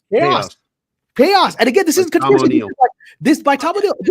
This guy bumbles into this, presents all the documentation, and then talks to all of these people who are like, dude, you don't want to be opening this door, because all of them, the famous people, are now implicated as actually being part of covering up the CIA using these Manson killers. That's why when you still talk to these Manson killers, they really can't explain why the hell they did it, because they were drugged and turned into Manchurian candidates, right? As a test to see if they could be used a little bit though, because like pushback. Y'all talking some major shit on Roman Polanski, and I get it, he raped a 13-year-old girl, but like he also made Rosemary's Baby. Doesn't that like sort of equal out?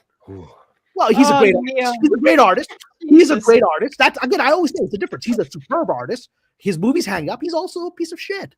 The one time I was joking, Captain. He's joking. But he's a great artist. He's a great art filmmaker, and he's a piece of shit. I mean, they're both true. I was at the Marrakesh Film Festival. Marrakesh Film Festival, like 2005.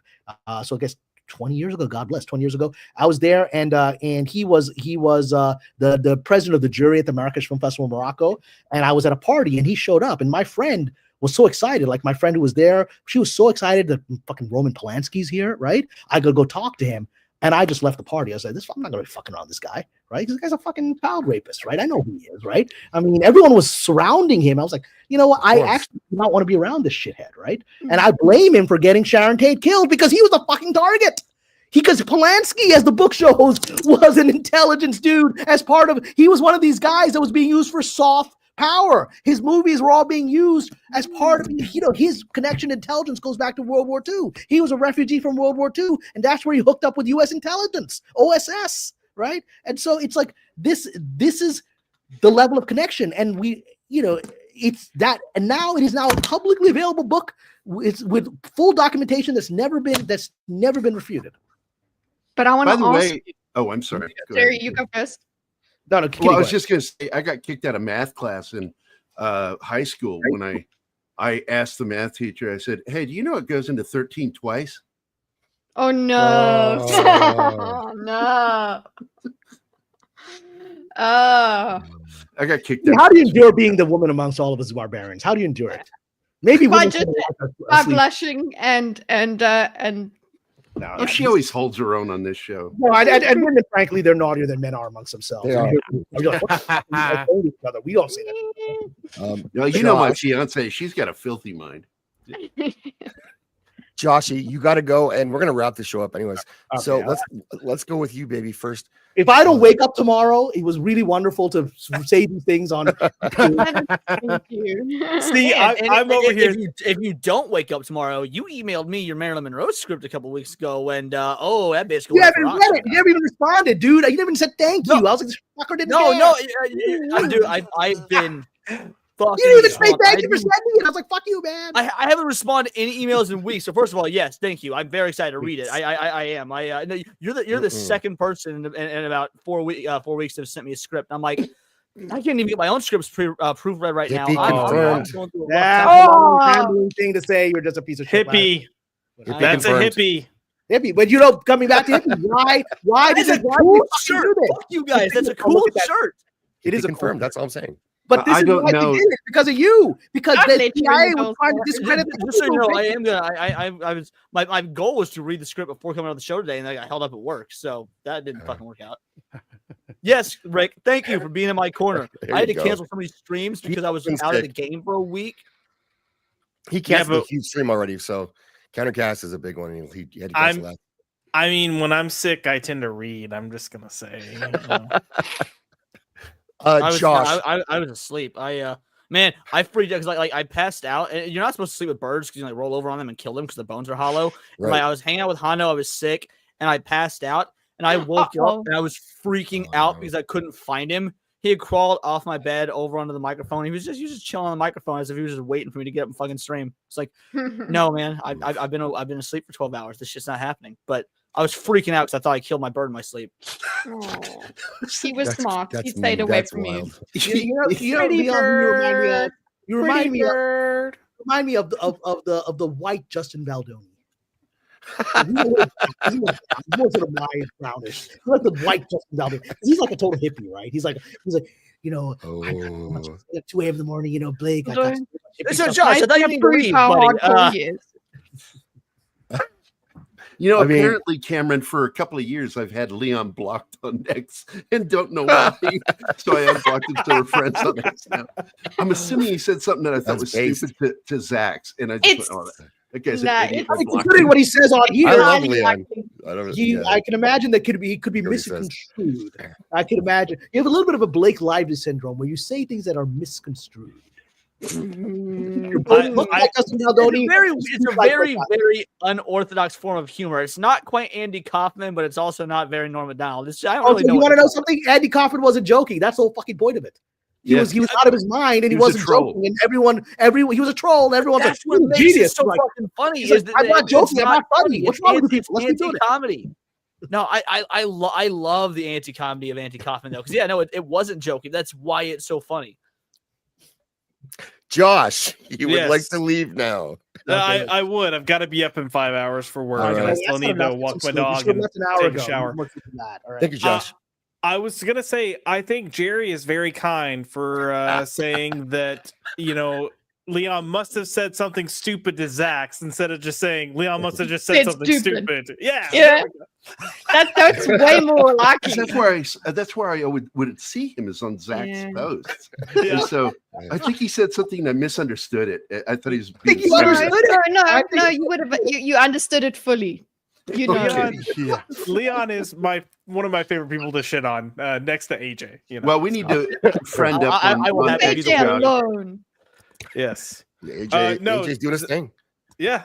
Zach, thank you for having me. Cameron, I'm glad we finally got to share some screen time together because usually I'm doing events when you're on. So Josh, you got to help me figure out my gaydar. I just don't have it. I don't know why. No, listen, I'm not the guy. I'm not the guy for that because I mean, I might be able to help you fix your gaydar, but I'm also the one that's like, oh, when I see gay people, I'm like, why? Act normal. Come on. What's wrong with you? Why are you so fabulous? No, fabulous is not the word. Dude, you could Why are be you so flaming San Francisco. You could be fisting in public, right? And I still don't have a gaydar. I can't tell. I'm like, oh, those are very friendly heterosexual men. No, I mean, I can't tell. I mean, he thought Leon was straight too, so you know. Oh, true. Josh is all over the place. Go subscribe to Josh. He's Good awesome. point, Jammer. His Tuesday shows covering comics are awesome. I don't even know what he's talking about for comic stuff. Like, clearly I'm lost on that stuff, but it's always entertaining. So Josh, and I want only Josh to come back. That's my big push. Yeah, no, it's definitely gonna come back. I'm gonna try to probably bring that. I've got to be okay. So just full transparency, I've got to be careful with some of the stuff I'm doing right now because I'm having a hell of a time with my ex. So you know, I don't. Zach, I don't know if I've heard that gay drama is minimal. I've heard lesbian drama. God. I've just heard that. I don't know. We've been separated for nearly 5 years now, but because his life is going to shit, it's turning into you know, let's see what we can do because I'm miserable. But you know, when I did my post that I voted back in November, sent that to my job, which there was nothing there to get me fired for. Okay. But then made a code of conduct complaint about me because of my channel. So I quickly had to pull. Yeah, I quickly had to pull down my Sipping with McDizzy stream. So if you look at they're not there. But yeah, interesting stuff. So, terrible. But that investigation came out perfectly fine, mainly because they didn't see the Sipping with McDizzy stream, which is all satire. Like, it's satire, but I know my company would freak. Can't tell satire in Hollywood. You know, people can't tell satire, right? So, you know, just playing things a little cautious right now. But I actually want to bring Only Josh back in May, probably May and June, and I want to do pull people together that are mothers and have like a mother stream. And let them get different ages. So Cameron, I mainly cover media, but for Only Josh, I like to sit down and just discuss real life topics. Just have a sidestep. Like, let's just be real people and discuss something that's a little more raw in real life. More raw than everything I just said that could get me killed. Well, you know, I mean, yeah. I mean, but and then get dads together, because I think sometimes our perception of mothers and sometimes our perception of dads are you know, strictly based on what society says a mother should be and a dad should be. So, before you sign off, I just threw my email in the chat, so in the private chat. So take a look. Awesome. Yeah, so you can drop your personal email, any of you, including Leon, who's going to say I love your script very shortly. I'm sure I will. Again, I'm very excited for it. I've just been ridiculous. You're so excited you couldn't say thank you for sending me the script a month ago. I didn't want to respond until I'd already read it, to be fair. Like, you're better than Lady Balefire's very good-looking husband who's like, your script sucked, man. Did he say that? I don't want to say anything until I've already read it. Whatever. No, I don't want to say anything until I've already read it. Well, Will doesn't like anything. Suck like him, just don't say it online. He likes nothing. So yeah, Will does not like he hates everything. Yeah. So he's like Mikey from Life commercials. Mikey, he likes it, whatever, you know. So. He's more grumpy than Mikey, I think. All right, Josh, get some sleep. It's 5 hours later. I need at least 6 minutes. Good night, Josh. Yeah, I'm just making sure I have that email. Way, Josh. All right, oh, thank you. I appreciate it. Have a good night, guys. Have a good night, chat. Good night. Good night. Good night. Oh, thank God he's gone. Yeah, fucking fag. I swear to. Oh, Jesus Christ. Oh, I love Josh. Josh is amazing. You finally got it demonetized, because that's only one way to get demonetized, and that's the way to do it. Yeah, we're 3 hours in. I say it on my show all the time, and it's always fine. Yeah, that's why you have no money. That's why you're broken. I said it in the chat earlier that the minute he said self-deletion, the bad word, SUI word, I'm like, yep, you're demonetized. That's it. The famous female name, Sue aside. I'm okay with that word. It's not really a slur. It's fine. All right. So Kitty, you were. I don't think you were on screen earlier when I talked about Dubai being like all the sheikhs coming out of Friday prayers with their hot Russian escorts. Is that an inaccurate representation? I was in chat. That's an inaccurate representation. I can neither confirm nor deny. I mean, I was the most beautiful Russian woman I've ever seen at every bar I was at. I do know that there are a lot of escorts here. I can't say anything about their clientele. I don't know. But yeah, you shouldn't, because you know what happened to me in Dubai the first time I went there, the very first time. My sister was working in Dubai. She was there for like a year, and I went to Dubai, and I got stamped by the surly, customs guy, got into the country and put my passport away. And I'm walking through the airport just to get to my luggage, right? I'm in the country officially, past the security. And suddenly, as you know, these, the official sort of stormtroopers of Dubai, you don't have to agree with this because I know it's dangerous to agree with anything. It's my perception, right? The guys in white thobes, the only people that can wear white thobes are the elites of Dubai, right? So this guy in white thobes comes up to me. What happens is I'm walking by a group of Pakistani slave laborers who have just been arrived in the country and are basically heads down, terrified, allegedly, about to be put into a cattle car, and they're never gonna see their families ever again, right? And so I'm walking by these poor guys, and I'm walking with my head up like an American, because that's what I am. My CIA friends, I'm an American, and so Pakistani dude walking with his head up proudly in Dubai wasn't well received by one of these white thobe people. So he comes up to you. Get me off the screen. I want to see her reaction. I don't want, because now the white. I just don't want to get kitty killed. I want to see whether she's agreeing. I'm still on the flipping channel. I'm already gonna get deported. Right. She doesn't believe anything I'm saying. None of it is true. It's all this dumb Pakistani slaves' false perspective or whatever. So I'm walking down. She believes it. Yeah. So I'm walking through the airport. And then suddenly this white thobe dude comes up to me like, fucking like one of the red guards of Palpatine, right? He comes flowing through the flowing robes, right? He comes up to me, he's like, "You, stop." I'm like, "Who's this guy? Show me your passport."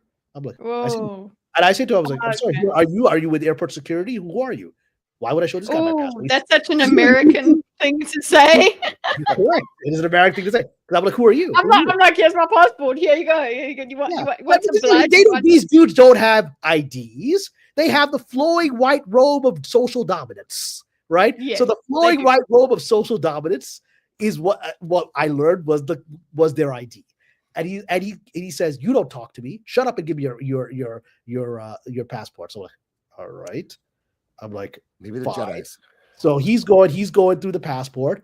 And I'm like being a loudmouth American, like you don't have to be the dumb overweight white dude in a Hawaiian shirt. You could be a short Pakistani guy. An American is an American. We are obnoxious. We fucking own this planet. We own Iraq. We apparently now own Gaza. We own this fucking planet. That's how we act like that shit, right? And so I'm like, "Who the fuck are you?" I was like, "Sir, who are you? Why am I showing you the report? I'm not shutting up." And he's like, "Shut up." You couldn't believe I'm talking to him. He's like, "Shut up." And finally, he goes through my entire passport. Then he opens it to me. And it's a U.S. passport. In fact, let me show it to you. Here's my fucking U.S. passport, right? And guess what? Yeah, don't trust the number. No. Yeah, I won't show you the number. Okay, I won't show you the number, but whatever. I'll cover the number up. But you can see, you can just see it says Karachi. I won't show it actually. Yeah. Because some fucking asshole might identity steal. Exactly. Me, right? Whatever. So, but it says born in Karachi, Pakistan, U.S. passport, born in, and he says to me, he points to my birthplace, and he says to me, "See that? If this were a Pakistani passport, you would not have the courage to even lift your head in front of me and look me in the eye, much less talk back to me. Remember whose country you're in." First introduction to Dubai. And he threw my passport back. Did you follow up with asking him where's the closest McDonald's? Yeah, whatever. I was saying, "Hey, where can I meet these Russian hookers, man? I hear a lot about them, right?" And so, and you're gonna love this. You know what I said? Because I still couldn't keep my fucking mouth shut because I'm an American. Oh no! I couldn't. We own this fucking planet. Do you understand me? And I was like, and to be frank, if we wanted to blow up Dubai, we could fucking blow up Dubai. Let's be serious here. So, let's be serious here. I'm as nationalistic, American asshole as all you right-wing pieces of shit. I'm as when it comes down to it, I will pull the American card. And I say to him now, he says he throws his passport at me. Remember his country you are in. And I say this to him, the coup de grace. I say to him, "How can you talk to me that way? I'm your fellow Muslim brother." Oh. And here's this fucking little Pakistani slave guy having the audacity to tell one of these, Dubai white-robed, lords of the pharaoh that I'm equal to him and I'm his brother. He physically recoiled. It was like a vampire being shown across. He was physically went back. He couldn't believe that I would equate myself to him. And I really don't realize. I mean, he let me go. He could have fucking disappeared me. Now I realize that. I didn't realize that at the time. He just shook his head in disbelief that this guy. You're very lucky. He was a chilled guy. He's as chill as they're going to be. He just had to humiliate me, and then I wouldn't take the humiliation. And he was just shaking his head in disbelief, like, this guy's an absolute moron. I could disappear him, and the American embassy ain't going to ask any questions. They're not going to look for him. And so he's like, this guy doesn't get it. I would, as I left the airport, I was then advised when I arrived, I told my sister and her friends, they're like, well, that was a mistake. No, that's nothing you do. They're like, I'm glad we saw you again. Oh my God. I'm just making Kitty cringe with horror, with every word I'm saying, with the realization. It's literally like walking into Moscow, 1956, and like talking back to some KGB officer. Yeah, it's you have to be an American to think that way. I come here and I'm like, I know this is not my country, and I'm here by the grace of them allowing me to be here. So yeah. You know who I am? I'm American. Borders don't we are exist, older than your fucking Kitty. country. You deserve to be there. Borders aren't real. Right. Oh, okay, yeah. I should have just walked in and they are imaginary lines imposed by the patriarchy. Mm-hmm. Yeah. If women ruled, there would be no borders. That's right. And no wars. That's bullshit. Just one big war to end them all. Some of the most territorial people I've ever met were women. No, it's have you met women? Have you met women? Yeah. The old saying is very simple. You women would rule the world if you didn't all hate each other. If you didn't all hate each other or weren't plotting against each other all the time, you would be unstoppable. Robin Williams once said that stop. he always believed that women should rule the world because all they would ever do is make everybody else feel bad. Just guilt everyone. Just that would be the power. So on the gaydar, not having a gaydar. So a few weeks ago, I was having dinner with this lovely woman who's becoming a mentee of mine in screenwriting, and like an hour to the dinner, she mentioned she's gay. Obviously, I was like, really? Oh, okay. And she was clearly very butch gay. I couldn't tell, right? I was like, oh, gay. She had to tell you. She's like shaved head, whatever. I was like, well, I just think she's being artistic, right? Very masculine, but I'm sure she's heterosexual because I just didn't think it. But then she's like, I started asking her about, her experience, because, I was like, so, tell me about, and then she just started telling me about her various lesbian relationships. And I was like, this pretty much supports the stories I've been told. Like 80% of lesbian marriages end in divorce, and 20% of male gay marriages end in divorce. So where's the problem, really? Who's filing for divorce here, right? And and this is what she said. That's she's literally the same like, with husband and wives too. Yeah. It's the ladies that generally leave. 80%. And she said, well, the problem in our relationships, she's speaking as lesbian, problem in relationships is that, no one's willing to be wrong. My girlfriend wasn't willing to be wrong. I'm not wrong. And that's got to end things. Like when the dude eventually says, okay, baby, you're right. Just shut it up. He doesn't believe she's right, but he just gives up. And dude's like, yeah, baby, you're right. I was wrong. And no woman will ever say, I'm sorry, you were right. I've never had that conversation in my entire life. I'll find a way. Somehow, I've had that conversation, but I'm sure my husband would say, you find a way to say you're wrong without exactly taking responsibility. I'm sure he would say that. Would you say you're wrong at all? I do. Ever? I do. Yeah. What are the words you use? Do you say the words "I'm wrong"? I literally say I was wrong. You were right. Like I actually say those words. That can't be real. No, it's true. But I suppose all the crying and stuff that goes around it that obviously. The idea is to disarm the apology with tears, so that you're like, oh, baby, I was wrong. Baby, I made you feel uncomfortable. Baby, I shouldn't put you in that position. It's effective. It's very effective because we guys fall for it every fucking time. I don't do it on purpose. I'm literally that fragile. I literally cry. It's evolutionary biology. Because if you acted like a man, you'd get killed. You'd get killed. You have to bring out our protective instincts to shut down or kill. Women are exactly the same as men. Biologically speaking, they're the same. It's just parenting is different. Such a horrible man. Oh my God. Oh, Jesus. Okay, guys, I have to go up in the morning, so I have to wrap this up. Yeah, I don't want to. You have to get up for Thinkers. I will be there tomorrow morning, but I have to get my doctor first, and then I will be there with you guys. But we have time to go around. I want to talk to everyone before we go. Thank you all for coming. Leon, you came in late. This is the quietest you've ever been ever. I love hearing Cameron Jackson's jaw. I won't even lie. It's fascinating. Like when there's a guest more interesting than me, I will shut the fuck up. It just doesn't happen very often. Jokes aside, thank you so much. This was an absolute blast. Love talking about the dark side of Hollywood. Love talking about Star Wars. All of this. I love talking about the Jews because it makes Kitty uncomfortable. So yeah, all in all, it was a fantastic stream. I actually have a video coming out tomorrow. It's been about a week since I released one because I've been sick and then doing other streams and not interested in this, that, and the other. But I actually might have 2 videos coming out tomorrow, so we'll see how that goes. But also, I just gotta say thank you to everybody that showed up for the interview with Mike Pollock, the voice actor for Dr. A. Man. That was a really like career highlight for me on YouTube. And then just a couple days ago or yesterday, whatever, Bruce Campbell shared my tweet, another career highlight. Things going really fucking good. So just want to brag about that for a moment because holy fuck, Bruce goddamn Campbell share my tweet. I'm on cloud 9. So holy shit, that's I'm feeling pretty good. So this is the Zach knows I shit on Bruce right to his face one time and made his best. Yeah, we talked about that in your show. I was like, holy fuck, that's amazing. I'm the world's biggest diehard Bruce Campbell fan. So yeah, that was, he's a great guy. I actually love him. Tonight, first stream in literally like 3 or 4 days. Icing on the cake for coming back and whatnot. So yeah, thank you so much. It was an absolute blast. Cameron, always a fucking pleasure. Had a great time. And yeah, check me out on my channel, Words of Paradise. I'd love to see you over there. So Leon, next month, whenever I do this thing, we're going to discuss my script, right? I'll absolutely have. Unless you don't like it, at which point we're just not going to talk about it. No. And to be fair, as somebody who does love script writing and loves the art of film and Hollywood, the whole nine, I'm not just gonna say this shit sucks. I will have constructive criticism, but I have no doubt I'm gonna like it. Oh, I don't need any fucking constructive criticism. If you don't like it, we'll talk about it. Eat shit. But yes, but by next month I will 100% write it. Like I said, I wanted to have it read today, but fuck my job. So I love my job. Just be real, I do. Well, Leon, thanks for coming on. Always great to have you.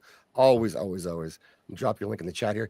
Please go sub to Leon if you're not already. You probably already are, but if you're not, go do it. Follow him on Twitter too, because he gets in some really fun Twitter fights with people. But then he has them on his stream to talk it out, which is also cool. So, and then afterwards, a year later, they call me a pedophile. So fuck them. True. And Gary, thanks for letting Josh leave after calling you Jerry. That was sorry, I was calling him that too. It's Gary. It's Gary. Or Gary. Gary Got me started on this platform. I would not be without Gary. First 6 months. Culture Casino calls me Geary because that's what my sister Luann calls me. She's Jewish from New York. Gary. And then of course some of the other Clobby called me Gary, and that's how that got started. Well, go sub to Leon I'll and then find go. a way to refer to you. Of course, Gary. Go sub to Pop Culture Monfield. You guys are. What's happening tomorrow? Keith's show is tomorrow, and then Friday we're doing a movie, and I'm not sure. See, I needed to talk to Cameron if he wanted to do Frankenstein this Saturday. Ramadan starts Saturday, so if we're I'll start it late in the afternoon for you. Yeah, I mean, I can do. I mean, this Saturday's gonna be hard because I got to first day of Ramadan. I got to help my mom with stuff like preparing things. Maybe save for another weekend. Maybe the week after. I mean, I want to do Frankenstein with you. It'll be 2 weeks after because I do. Next week will be with Tom. We do I don't know what we're gonna do. I think we're doing the Wolfman. Okay. All right. So if you want to do Frankenstein, let's do it late March. Okay. I can't do it the first day of Ramadan, so it'll be too hard. No problem. That's my favorite hotel, the Ramadan. That's gonna get Kitty in trouble. I still don't give a shit about it. No, she's everyone in the Muslim world fasts in Ramadan, even if they go out and hang out with Russian hookers afterwards. It's okay. Speaking of Kitty, what's up with no you? wonder I've never seen a fat Muslim. Holy shit. In the Emirates, you will. Yeah. In Saudi, you will. You'll see these big bellies, man. Sorry, Zach. I'm sorry. I'm done. No, it's good. Yeah. I finally got a video out. But it's out, but I'm going to Japan next week. So I'll be sharing stuff from Japan, I suppose. That's the only promise I can make. Yeah. Thinkers will be continuing. Go and see how they fare without the Queen there. And what's your site? I want to subscribe to your site. Oh, it's in the chat. in It's the in the chat. chat? Thanks. Yeah, and Kitty the vlogger incoming. Yeah, that's basically what I'll be doing. And yeah, I'll see if I can release a bit of a video about where I'm going and things like that. So, but when I'm back, we're diagramming everything. She diagrams stuff. Never heard of it, but she does. I'm trying to figure out if Kitty has an actual cat there or if she's just happy. Oh, she's. He's my kitty cat. Sub. There you go. Go sub to Kitty. Oh yeah, there it is. Hold on. There's Polly. Oh. Very cute. What a cutie. I mean, it's no bird, but whatever. Bedded in a bird. Sorry. I'm going to be hanging out with Kitty tomorrow. Yes, Tomorrow you are morning. on Thinkers. Yes. My first time on Thinkers. Yes. Tino says, Polly says, Gary Gay's trans friends. Yes, we are going to have it's just moments. Zach's first a good time talking about further dark things in Hollywood. Yep. It's going to be fun. I'm looking forward to it. So come see me there. You start at 10 a.m. Central, right? I don't know, whatever 8 p.m. weird people time, wherever the fuck she lives. Yeah. Gulf Standard. Gulf Standard. There you go. You are, I think, 12 hours ahead of Los Angeles time directly. I think because I just had a call with July yesterday. So yeah, it's 20 past 10 in the morning. Yeah, which is it's 20 past 10 p.m. here. Okay. So go and subscribe to her. Check out. I don't think you have a link up for that yet, but you take your time, so it's fine, Kitty. Blair, what's up with you? Well, if I'm not unalived or disappeared, I'll be on the Dualies channel tomorrow. Hold my DualShock, and then I'll be on Gooch's channel tomorrow. We'll be talking about Kaiju number 8. Oh, this has been a great stream. I actually met Leon's Kryptonite. I'm glad to have found that. Yes. Good to know. Good to know. That does come in handy. We can shut them down now when we need to. So. Oh, well, thanks for hanging out, Blair. Always for fun to have you on. Fantastic guest. Someday do your own stuff. But in the meantime, I did weird link. But subscribe to Blair on Twitter. Follow him on Twitter because when he does get, I mean, you have a channel, but when you really start to use it, Twitter's the best way to kind of promote that stuff. So go follow him on Twitter right now.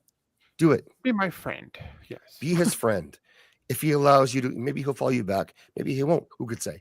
It's up to him. So, but thank you for hanging out. And for me, be with Kitty tomorrow. Talking about some dark Hollywood stuff.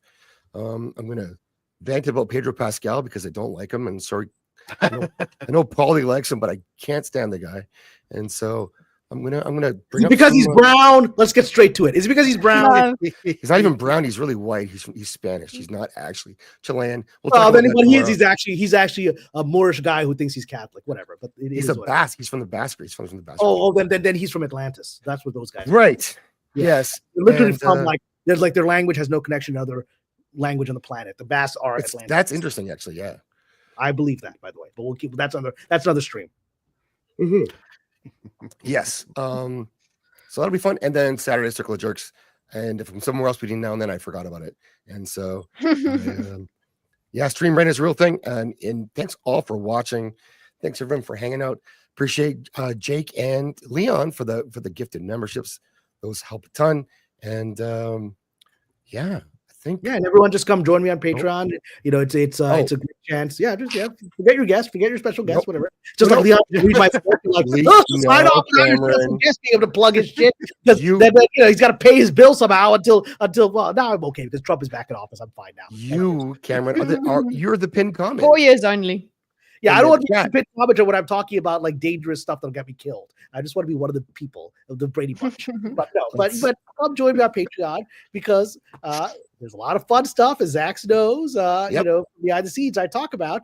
And not just that, not just these interesting comments on Hollywood. And I had some unique perspectives on Kathleen Kennedy, which came from actual sources that I talked to at Lucasfilm, who told me what happened from their point of view. And that doesn't really go with a lot of the narratives that we're seeing out there. So, it's certainly, whether you choose to believe it or not, it's certainly a perspective, I think, that will enhance how you're seeing things. And because I am still a professional screenwriter, despite all the best efforts of intelligence agencies to recruit me. And so if you would like to get some actual screenwriting consulting or novelist, I'm a published novelist, you can do that through my Patreon. And so far, everyone who's consulted with me has gone on to success. One person published their first book on Amazon that they consulted with me on. It became a bestseller on Amazon. Several of my screenwriting consultants have gone on to win film festivals from scripts that did not work initially. So it's actually more valuable than most things, because I actually, most people that do screenwriting consulting are like, Josh would have agreed if he was here. They're mostly like people that worked in studios as readers, right? They never sold a script in their lives. This is what I do professionally. And so if you come to me with like, how can I make this work?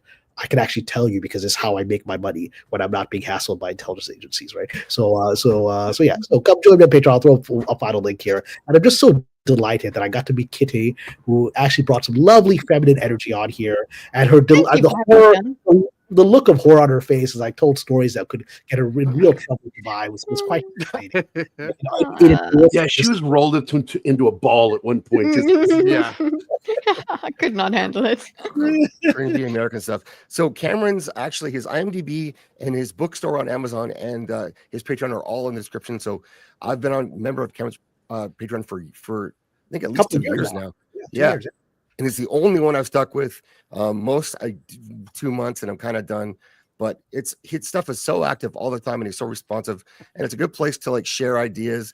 And it's a place I like to go to get different perspectives, because a lot of people that we end up hanging out with, we have similar ideas about things, and we're right for sure. Like, I'm not saying we're wrong, but it's nice to hear other people who are wrong think about things. And so you can go test yourself like that in Cameron's comment sections. And it's a fun place to be. So go subscribe to Cameron over there. It actually is worth your time. It's not like I'll post something once a month and you're spending $5 all the time. It's like I'm posting like 3 times a day, and there's like hundreds of people commenting, really intelligent people who are not like your standard morons, bubbling away on the chat. These are not our lovely chat. Our chat's been pretty good. But these are people. Hey, I'm from the chat. Yes, he is. Look how sophisticated you are. This is a great. It's one of the few channels that still watch me on. You know why? Because you're not bubbling monkeys on this channel, right? Every other YouTuber that doesn't want me on anymore is because when I'm there, they feel like bubbling monkeys, because they kind of are. Right, so I'm delighted to be on. Can we not talk about AJ when he's not on the stream? Jesus Christ! AJ, I swear to God, I'd clap him if I could. Which is, I'd hit him. Yeah. Yes, yeah, for sure. But yeah, Cameron's fantastic. He's a great guy to talk to, and his sessions that he with his writing workshops, that stuff that like you would expect to pay hundreds of dollars for, at least per hour. Is that what normally would be like, Cameron? Yeah, that's easily. And like I said, the method that I publish and do on my Patreon, I've taught that at Penn State University. I've taught it professionally, right? And so it's like, you're actually getting that for like $5 a month, which is kind of not normal. Whatever. Not at all. No, not at all. All right. So now I'm going to give. I'm gonna play this one more time because it's fun. I didn't think I was. My family was originally from Spain and slaveholders. Yeah. Yeah. Sonny Austin. Oops. Oopsie. And then with that, I'm going to play that with our favorite song. Please stand up and pay respects. I love this song. To the trans people and Leon. Good night, everybody.